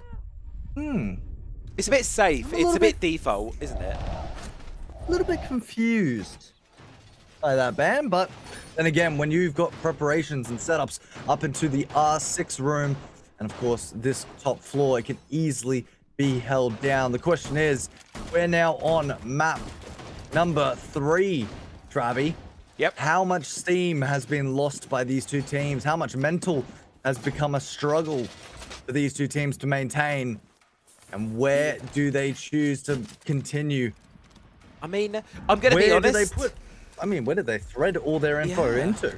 I mean, mental-wise, I'm going to be honest. I think we said after map 1, where Devils, I believe it was, called a very early GG in like a 3v5. We honestly were under the impression, me especially, that the mental in Diavoli's camp was gone. So I've got to give them the full credit for resetting and coming back into Consulate, winning that one out. Here on map 3, it's just go one at a time here. Don't let the pressure of this game get underneath you. It is do or die. It's now on this final map for the series, but ultimately, you just got to focus not on the score at the top of the screen, what's in front of you here, that challenge. Go towards this master office side here, clear it on out bit by bit. The attack going to start off an operational, as we're used to seeing. It feels like that's every single option, really, for an attacking side. Just push straight through, except it's not exactly going to be allowed. Garen able to pick up the Glaz straight off the board, and now we're starting to see, once again, Travi, the same sort of momentum that Blatant started showing inside of Bank. This is starting to get quite a bit concerning for the side of Dyavoli. Oh man, the longer that this round goes, and the way it has been the last 2 rounds, is one back and forth, and then now it just feels like the confidence on Blatant Gap is absolutely enormous. It feels like we're back on Bank in a way, doesn't it? In a sense there. For a moment, I think Diavoli were convincing, but now it's kind of looking like, well, they're struggling to get inside here. Being stalled out here at the bathroom window. Frag grenade misses in its mark. Sneak just put another Razor Bloom down the main stairs as well here. Blatant Gap have no reason to move. Diavoli really struggling to find their way in, to find their point of ingress. And it's just whittling down this clock. It's making things so difficult. It definitely is. The timer slowly ticking down. Information and damage pushed on to Sneak. 60 seconds remaining on the board. Devils taken a lot of damage for himself as well. Almost taken off the board. Shotguns still up and available. They have some way in towards the site. A lot of utility still up and available for a secondary push on the opposite end. But the preparation and the area they are currently locked into means that moving that player directly around is almost impossible. Devil manages to get hit by another Thorn Trap, decides to remove a second just to keep him up and going, but he's constantly being hit, doesn't know what to do. The trades do come off. Shed dropped off the board. 4v3 situation now for Blatant Gap to hold on the line here. All utility basically has been expended at this point, meaning Dyavoli should be able to just charge on in towards the objective, but with Cypher going down, the man disadvantage grows second by second, but they find 2 quick kills back. Now, clock working against them, having to stick down the defuse here. The cover has to be perfect. It has to be immaculate from Devils. He's just not quite sure where to look. He's not quite sure what to find. Garen with 2, Blatant Gap with the round. Oh, they think he's alive. They think he's alive. Oh, stop it. He's already dead. There you go. A bit of shenanigans, a bit of tomfoolery, but job's been done. 3-1 now for the side of Dyavoli. Well, just making sure the players receiving a full burial. They were sitting down on, of course, those little chairs there and just writing up his funeral as it was required. But for now, going into round number 5, Blatant Gap, they've been able to get more of a distance on Dyavoli. There's a gap, and it's Blatant coming into round number 5. First floor bunks, first floor briefing. Yay! Bunks briefing. Yeah, I love this site. My favourite site in the game. It's actually one of my favourites, this site, all jokes aside. Not to defend, but to actually just watch these guys kind of work around it because of how much of an emphasis that is on that top floor. And I have never once seen a team ignore the top floor, go direct, and it work. You have to clear out the vertical on this site, but I almost guarantee you, Tiaki, at some point in this map, we will see a team attempt just that. They always seem to give it a go. It never works. Someday we will learn, but I don't know if that's going to be today or not. Nah, maybe tomorrow. Maybe tomorrow. Maybe. What am I Maybe saying? Tomorrow. What am I saying? That'd be a Tuesday for me. Jesus. We're already in Monday. We're already in Monday for you, buddy. Well, yeah, regardless. 3-1 scenario. And once again, the lineups are looking pretty different this time around. We've got a bit of the Sens being brought into play. We saw how effective the Sens was on Bank. Sorry, not Bank. What was the last? I've like Consulate. Short-circuited my brain for a second there. Consulate being obviously set up and prepped. So the Sens was extremely effective, but the information is already being given. What the hell has found? He spotted the legs of one. Knows exactly where that his army's going to be hiding. And I wouldn't be surprised to see a lovely little pre-fire here from Devils. But Garen does seem to have the information. And he's got the pick as well. That should have been perfect start for Dyavoli. But instead it's anything but. Okay, so you know the position of one. You've communicated that to your teammate. Yep. Why isn't there angle clearance being made by Devil? That just feels like a massive misplay coming in from him. However, it is a 4v5. That doesn't mean you can count any member out at this stage, or any team for that matter out at this stage. And it looks like we're going somewhat for a prepped or delayed direct push through Storage Hall down the main stairs, or correction, storage stairs. But the longer that this plays through, and I don't... Has he noticed? Yes, he has noticed the Goyo charge just sitting nice and close. They can use that, open that up, and there's 25 seconds, or 20 seconds, I should say, given up towards them. And already the timer is getting pretty low here, Travi. 3 toxic babes. First one going to be used now by Shed, just to deny the approach here. I said, what do we not do on this site? We don't go horizontal. We clear vertical first. Otherwise, it does not work. What are we doing if we're Dyavoli? We're not respecting the vertical. We're not giving them the respect it kind of deserves here. While you're pushing site, able to find Akari, take him down. Garen's gone dropped out to the floor as well. Dyavoli, they can get in towards the site, but I don't know if that's going to be enough for them, Tiaki, because they've got only 30 seconds to play for here. More importantly, the defense have a solace on the top floor. And immediately you can see the push point where they want to get that drone straight in, where they want to get that potential plant. Look at how many pieces of utility are down. The Solar still up and available.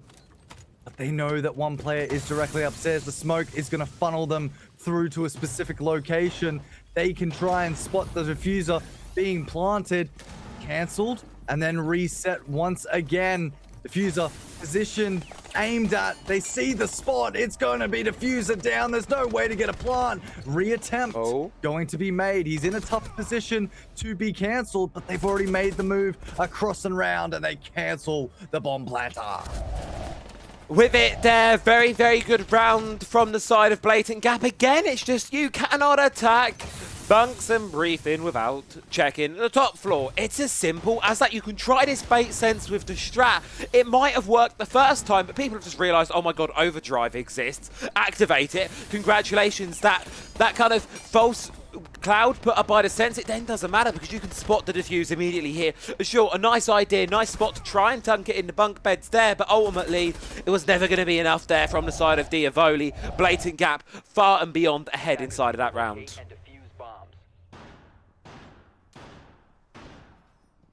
We're seeing the reoccurrence of Bank at the moment. Once again, Travi. Something that's not normally expected is for teams to go back-to-back or have any sort of consistency issues bringing up the second map or the third map. Normally, when they've got the first, they're pretty consistent going into the second. We did see that with Blatant Gap. There was 7-5 up against Dyavoli. Now they're going onto a map that neither of the two really picked, besides bans, of course, and the final ban coming through. Now it feels like both of the two teams are all prepped and set and ready to play this game.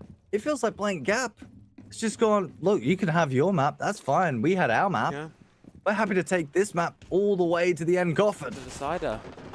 It could indeed be the way. An early entry on towards Warehouse here from the Shield, just kind of looking to knock on the door of this defense a little bit early, but you've got to be careful. Bit of chip damage there on towards the shoulder of Maratz. Just need to watch out for it. You can see the Tracers coming on by, unable to want to commit. Shed wants to take a gunfight though, and he's going to be very quickly reminded maybe why he shouldn't. Shouldn't, smothered, play it, wait it, run it. Oh, I was going to say something if he was going to run it straight in, but it doesn't look like that's going to be the play. Never mind, it is Devils. He finds Shed, Sneak, able to find one on the trade back. It's rotations being made. Somehow, they've managed to get past without receiving any of those bullets. And at the same time, the Ella has been able to find a counter pick. Everything that has gone right has just gone wrong for the entirety of Dyavoli. And now, utility is still up and available. Logic Bomb coming up very soon, can be used to identify more players in towards the bomb site. Diffuser not picked up by anyone just yet, but with the last smoke going out, 2 more remaining. Oh, I'm forgetting her name, but it doesn't really matter. And 2 flashbangs available. It's going to become a lot more difficult. You can tell that the time period's really yeah, I was about to say, we started to get there. Bro needs a little bit of sleep, a quick power nap before we enter Brazil, but it's okay. Blatant Gap are speed running this game so far. Charging on through now, it's going to be Dyavoli straight in towards Toxin. Trying to see what he can see on through, but Sneak just doesn't let him have a thing. Takes down Devils. 2v4 situation now awaiting these final attackers. They've just got to try and get aggressive. Will catch Akari courtesy of that yellow ping. Trying to go for an incursion around the back here. What the hell has found another? 60 seconds to go here, Tiaki. This one's plenty workable for these attackers now. 2v2 scenario going for him. 4v3. It is completely and utterly doable with the time period that is allowed. Diffuser is in the hands of a player set on that bomb site, and it needs to be cleared. Plant will be attempted. Glaz keeping eyes on multiple directions. I don't think they've identified that this movement has been made. The Glaz has been spotted, so has the Twitch. It's back and forth. Immediately, though, Garen tries to find an avenue, can't find it, so goes on the aggressive, and somehow the swap around has been made. A 4-2, leaving 3 rounds remaining. Not the best half in the world there for the Blatant Gap. I think 4-2 on a defensive layer. That's going to be a respectable one to have. An incredible comeback inside of the round there, and it's really off of the back of those that 2K there from Watahela. Just quickly turning that round the other direction, and now it's going to be an evens footing, I would say, going into this second half here. Tiaki, sure, Dyavoli are down a couple of rounds, but they go on towards the defense. Onto the defense. Once again, Dyavoli goes. We've seen how confident they can be in certain defensive situations, but the fact that Blatant Gap has managed to get 4 onto the attack, and correct me if I'm wrong, Layer's an attacking map, right? I mean, it can be. It has been in the past, actually, to be fair. And Dyavoli, I don't know. It gets thrown around quite a bit. Honestly, see, the thing is, it's one of these where I think this is, Lair especially is the exception to the rule, and where a lot of what happens at the top of T1 doesn't trickle down properly. Like, in T2 EU, I often find it to be quite defender-sided. Everyone's like, oh, it's attacker-sided, and this, that, and the other. It is at pro play, but at least in T2, my experience at Lair's kind of been more closer to 50-50, if anything. What really interests me, though, is this is not a high preference map for Dyavoli. In fact, looking at what roughly available to us from Liquipedia, but obviously pinch of salt, it's their second lowest preference map. It's the one they really don't like to go to. Mixed kind of results on it. Blatant Gap, on the other hand, they're a bit more open to the idea here. So we'll see how this game unfolds here, but the numbers certainly have a similar conclusion. Yeah, just clarifying that as well at the same period of time. I have just checked my statistics on it. It is an attacker-sided map. When it comes to O's. but it may not be when it comes to other regions. As far as I can see on the esports statistics, it is a high percentage rate for defense. So getting 2 rounds may be significant enough, and exactly what Dyavoli need to push straight through to the endpoint. But at the same time, you gotta remember, it's a 3-round differential that Blatant Gap need to get that win. And Dyavoli, I mean, they've got to get almost 4 rounds in a row, allowing for maximum of 2 to be given away. Oh, tall order here. Tall order here for both these sides. Ultimately inside of this one, it's still quite an open game in my books here. Looking at the courtyard breach now is indeed going to be the side of Blatant Gap. Throwing on through, they're glad to try and catch anyone getting aggressive that wants to go for an early swing, but I just don't think it's going to happen there. Dyavoli, not really too happy, not really wanting to give them the time of day. Breach should indeed be opened on up now, giving you that entry point. Never mind. As it worked, the impact trick was made. And a funky keeper barricade as well. A very interesting keeper barricade, maybe an angle grinder in that specific position, but for now, Devil, he's jumped straight back on the good old mirror, so he's definitely got a long-range angle, and remember how quickly that Vector fires those bullets. Is it maybe a Vermin Vector? They've got the same, kind of the same idea, same name. Close enough, enough. yeah. So Tomato, tomato. I play too many games that they're in, too many different games. Regardless, though, it is a bit of territory gained, and keep your eye on Garen. With this position downstairs, he's able to immediately start firing directly into the path of Dyavoli. 60 seconds on the clock now. All 10 players in the lobby still going to be standing. Blatant Gap just slow and steady on towards this approach now, but really need to start to ramp up the pressure as we barrel towards the end of the round here. Tachanka, he can start to make things work. 2 toxic babes in pocket as well. That's exactly what a smoke's going to be on the receiving end of this death mark, and now the shield being pressured on by this fire. Well, no movement being available for Montaigne, but Shed finds a massive angle. Devil's able to trade straight back onto Shed, leaving 3 players available for the side of Blatant Gap. They need to start making a move. There's not much time really left on the board, and they've not been given control of that bottom side. The jump in could be made. It's going to be found as the first, but Devil's active, and he finds not 1, but 2. Manages to run straight away, expecting the peak to come in. He manages to clear Devils, but there's no one else. And we're down to 1 round difference. This game is yet again on its way to being a tight one. A game of the history books for it. Neither one wanting to really give up there. Dyavoli, so great in this round, and Devils from behind this mirror window as well. Gets 1, flicks around, finds the second, and just continues on this streak from here. You cannot deny the impact he's had as when we go towards the basement site. Dyavoli looking in fine form now, Tiaki, to tie this game up.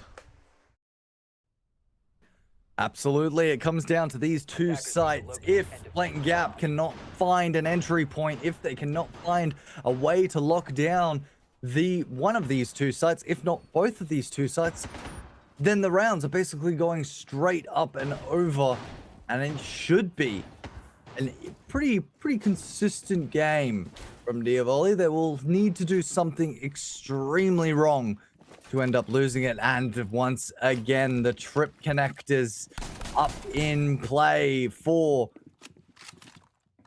I'm forgetting his name as well. I'm losing it. He's losing the plot. He's losing the plot. I had it. Yeah. I swear I had it. It's okay. Blatant Gang are losing the lead a little bit as well. Blatant Gap struggling just a little bit now on this attack. But it's only 1 round, granted. So we'll wait to see how they assess and respond back on towards their second. Twitch drone's just going to be going on through the map now, trying to catch off a lot of this utility. There's actually quite a bit to gain here inside of this one. You've got those trip connectors, like you mentioned, Tiaki, as well as these Vulcan canisters. Popping them now rather than later in the round, it's going to be such a benefit to the team. I'm just trying to remember what his trip connectors were actually called. There's a long name for them. They are called trip connectors, I thought. They're called trip connectors, but they're called trigonomic realignment injection paranodes. Someone at Ubisoft had to come up with that name, so the acronym could be TRIP, and whoever that was, respect. That is incredibly respectful. I don't understand how injection goes into it, but that's okay, considering it's a laser. But I guess, you know, that is how it is, and for now, we'll see them up in play, whether or not they decide to kind of cut off a lot of these different angles that you expect. We haven't really seen the abilities fully explored from the Trip connectors. I have seen, of course, these amazing lineups, which we're currently seeing from Denaris all over the world, but has anyone ever thought to use them as latent stalls? Kind of like your smoke grenades coming in from your smoke or something like that. Use them on hard breaches and hard breaching materials just to cut off or opened areas, just to cut off that potential angle once it's already been opened up. It's the beauty of this operator, really, if you ask me. The fact that he can be played in so many ways.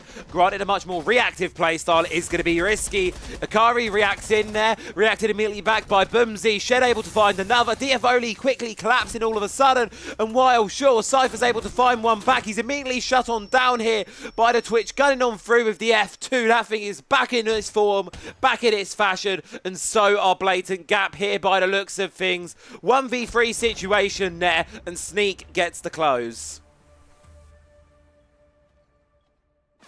Well, closes it's off.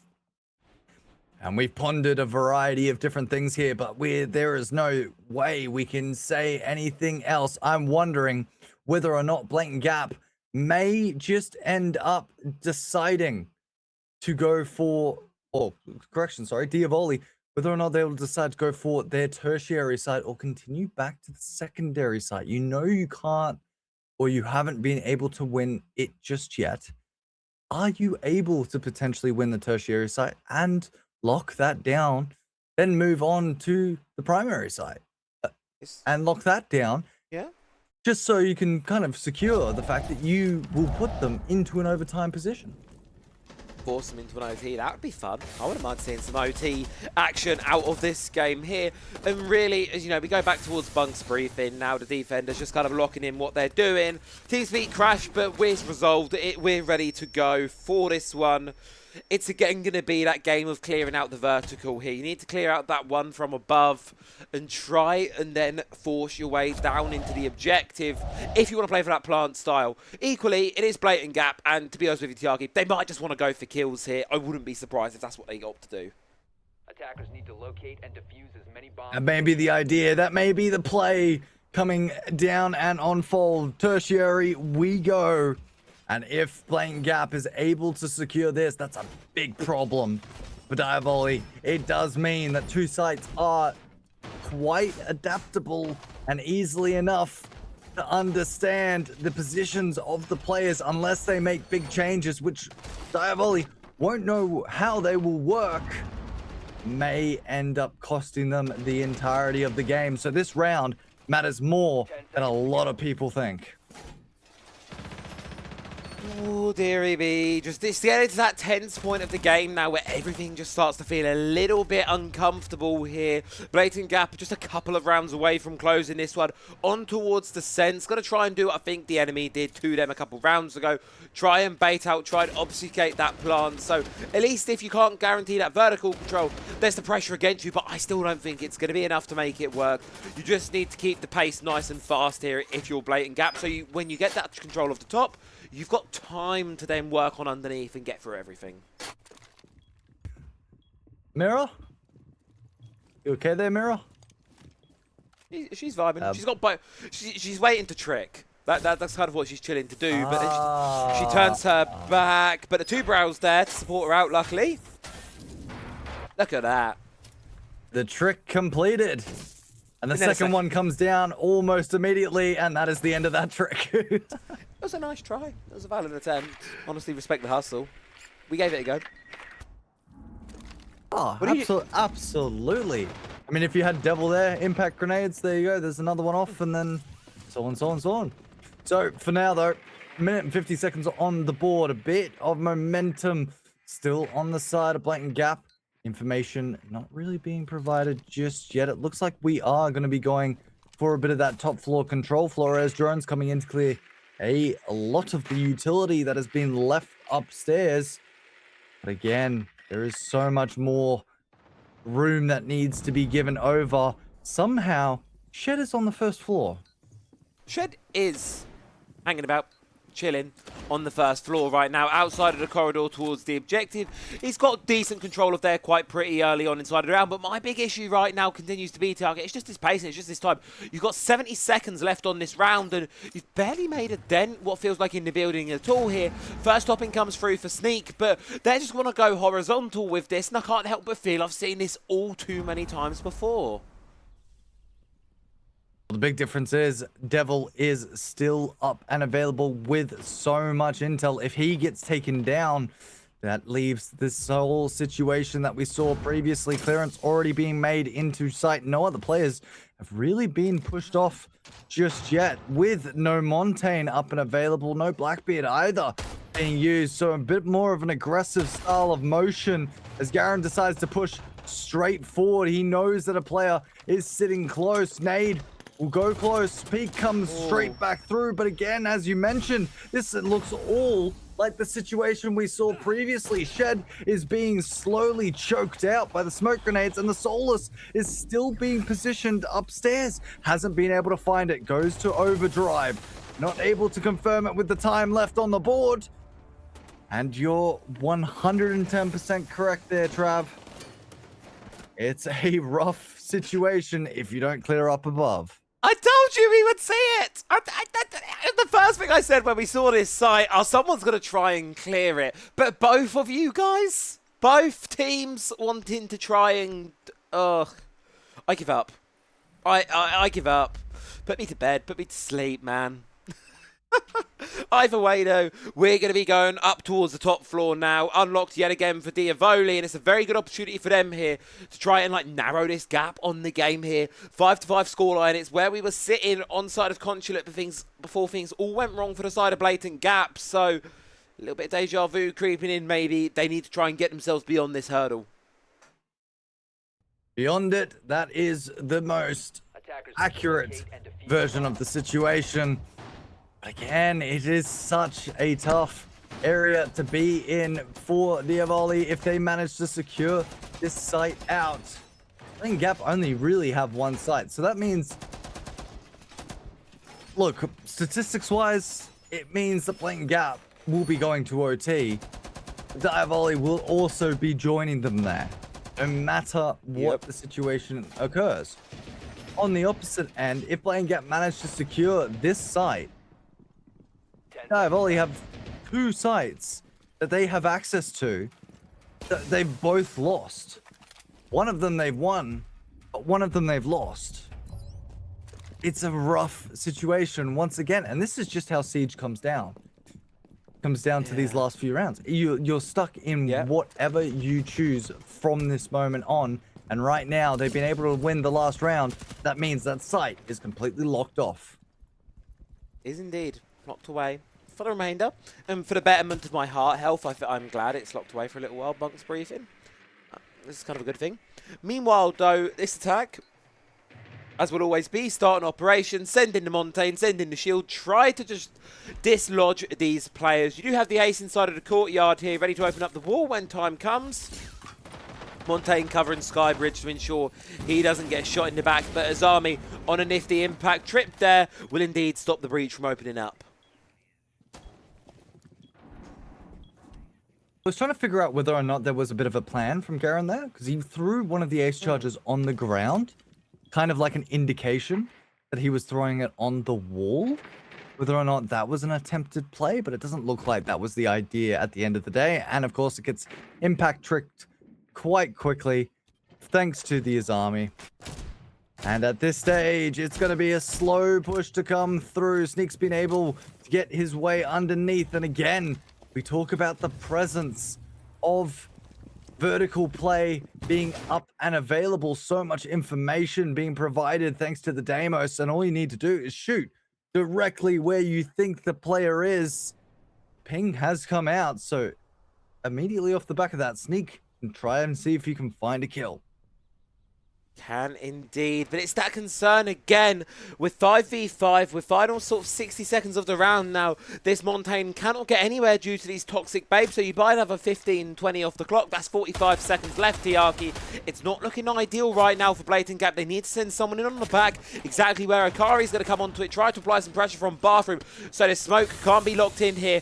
Isolate away the shield, so he's got a 1v1 with the Bathroom player. Peel on back or distance towards the objective. You think you can hold this on your final ground?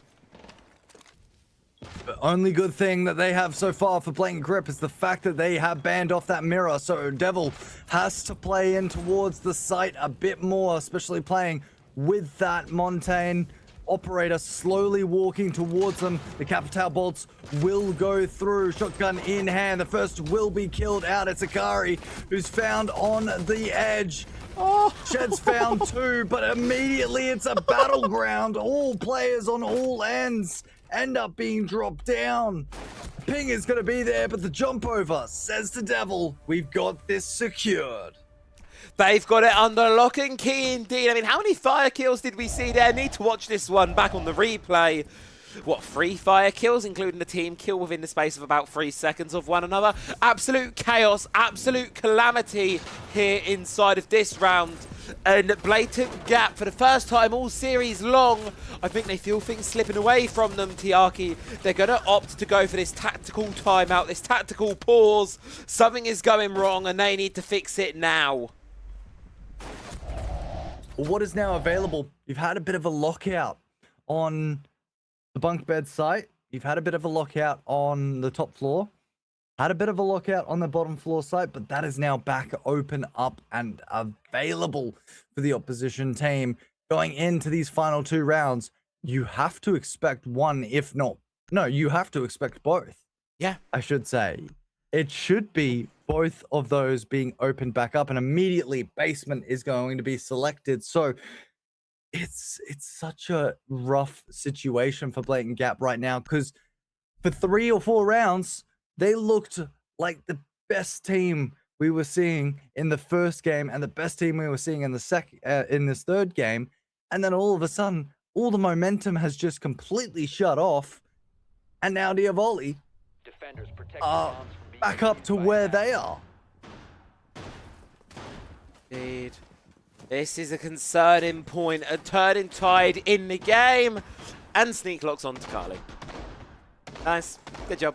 This is what we like to see. This is the Blatant Gap content I'm here for. No, Dyavoli right now doing a very good job to hold on here. It's a bit of a stall in their momentum, equally so, but they've had an opportunity to talk, discuss how they might want to just change things a little bit here. Back down towards the basement, and I'm loving this from Blatant Gap because we've seen it work a few times now, Tiaki. Use this snake to just speed through the map so you can really pressure on those defenders nice and early. Here he comes. It's the boy once again. Every time that we've seen Snake make entrance from Blatant Gap, it has been an initial few kills coming straight onto the board without question. He just runs straight in there, finds a little bit of info, pushes the players off of their position, and within a few seconds, he has the control that he's looking for. And straight off the bat, it looks like he's getting a little bit up there, a little bit aggressive. On the opposite end, though, Blatant Gap, this is a site that we know they can push. They know how to play it. It's whether or not they can continue to find some kills while holding it. So off the back of this tactical timeout, you hope to kind of see this roster find a new refreshed sense in amongst themselves, bring it up to the form we know they can play that maybe they've been dwindling a bit back from so far this round. Now they're going to spot out this is Army here playing inside of Armory, locked in a bit of a tough corner position. She needs to be careful not to dig her heels too deep and limit her cutoffs here, because you can see immediately Blatant Gap really want her to be dead. Well, the ping goes out. The information is there. He's going to make his way in. He's not going to expect the player sitting close left. And that will be Sneak taken off the board. Doesn't confirm the player's location. Instead, just gets himself removed quite early and doesn't prep himself. No drones up and available. You still have to drone ahead. but the information is there. Say hello. This is a Montaigne who's come to have a chat to you. Pushed back. The shots won't be up and available. Shots Where's going the right support? through. Please, someone help him. Please. Anyone? Hello? Help him. Help the guy. Give him a hand. No, here comes Shed trying to find and scramble what he can. Garen's able there to pick up another. But suddenly, 2v3 situation now. Dyavoli in a driving seat for this one. A tactical timeout for Blatant Gap, seemingly going a little awry. Oh my. The help that he was trying to receive gets murdered by devils. And immediately, it is down to a 2-on-3. Such a beautiful coordination play, but for now the push comes to shove and players need to start making a move on. 35 seconds remaining on the board. Someone needs to get in to start pulling the attention of the opposition team. The longer that they wait on this, the harder it's going to be to forcefully get that bomb plant down. You have the rotations up and available, but you got to remember once again that there was the thorn charges in and around every single doorway. It's the beginning of the end for a lot of these members. Yes, there it is. Diffuser down. Dyavoli take the lead once again. And with it, they go on to map point this time. A 7-5 scoreline like we saw in the previous map. Dare I say it, Tiaki, it might just be looming. It might just be there. Some crazy shenanigans occurring on this mid-floor side here. But ultimately, it's one that left Dyavoli a little bit in the gutter. A little bit in concern. And for Blatant Gap now, tactical timeout not converted. Match, series, qualification, elimination point. It's all against them. They have to get this one. And for gosh sake, please take the vertical. Yeah, well, we've seen two fails so far, and they've both been going the horizontal side. Now we start moving for a potential vertical take, but Blatant Gap, this is the same situation that you were in before. 5-6 on the attacking side. And each time that you tried to push it, it was counted again and again and again. Don't let this be the one where you can't push for OT, where you can't keep yourself up and running. Don't let it be. Slow, steady will win the race for this one. Blatant Gap on the back pedal now. Bringing out the snake yet again, trying the strategy they did before. They've just got to be cautious, Tiaki, not to go too deep in on that snake. Like we saw in the previous round with that medbay push, right? You pushed in, you saw the player coming out of the blue stairs. Yes, he was there. Yes, he was present. But you didn't have the radius on that Soliton radar to notice the player inside of medbay. So he pushed in with an entirely false sense of security, not really too cautious about other players. And like you saw, they're just able to collapse on it really easily there. You've got to watch out, do not overcommit there, and work your way through this top floor first, more importantly. What's that cryo charge for? Cryo kind of stuff. The main breach, possibly, but I don't know why, because you're not really going to trick it, so it just feels like a waste to me. Interesting, interesting. I see, I understand the idea. And it looks like once again, the position from the opposition team has just been to make a bit of slow clearance from upstairs or from the horizontal. Yes, the breach is opened up. So it is an access point, but Devil, he finds the first. Garen won't be in this match for too much longer at this stage. Sneak needs to find some sort of kill shed as well, slowly moving through. They've got the information of where the Deimos is. The clearance is coming up to this top floor. Keep your eyes on Sneak. He needs to be the one to alleviate some of the pressure. He's in a good position right now, but can't pull out the radar because he knows of how close this shotgun is going to be. So the minute he does, the minute they go there and get the ping, he's just going to swing right on round there, take it on down. Or gets marked on out, knows exactly where he is right now. Sneak, but playing it perfectly on the other side of things is going to be Orud. Holding it tight, holding it close with this shotgun. Now with the support from Devils as well. Blatant Gap trying to clear through this top floor. In comes the Montaigne. Shield is going to be looming. Shield is going to be present, but what can they do for this one? Well, the first kill does go down. It's traded straight back. The Montaigne is dropped as well. Information isn't there. Nade goes in, but that's it. Dyavoli managed to secure themselves in through to phase 3. And that is the end of it all. Victories all across. And I cannot believe that. It looked like a game that was locked in by Blatant Gap, but unfortunately they will not be able to secure their way through. It is cooled, it is done. There is no other. Dyavoli will be the first team here inside of the EML Challenger Series to knock out one of our T1 relegated sides there. Unfortunate for Blatant Gap, unfortunate for them indeed. So, too close, two really good series, but unfortunately for them, just a little bit too short on the final map. And it's going to give the Russian side of Dyavoli their first locked-in spot in towards our finals.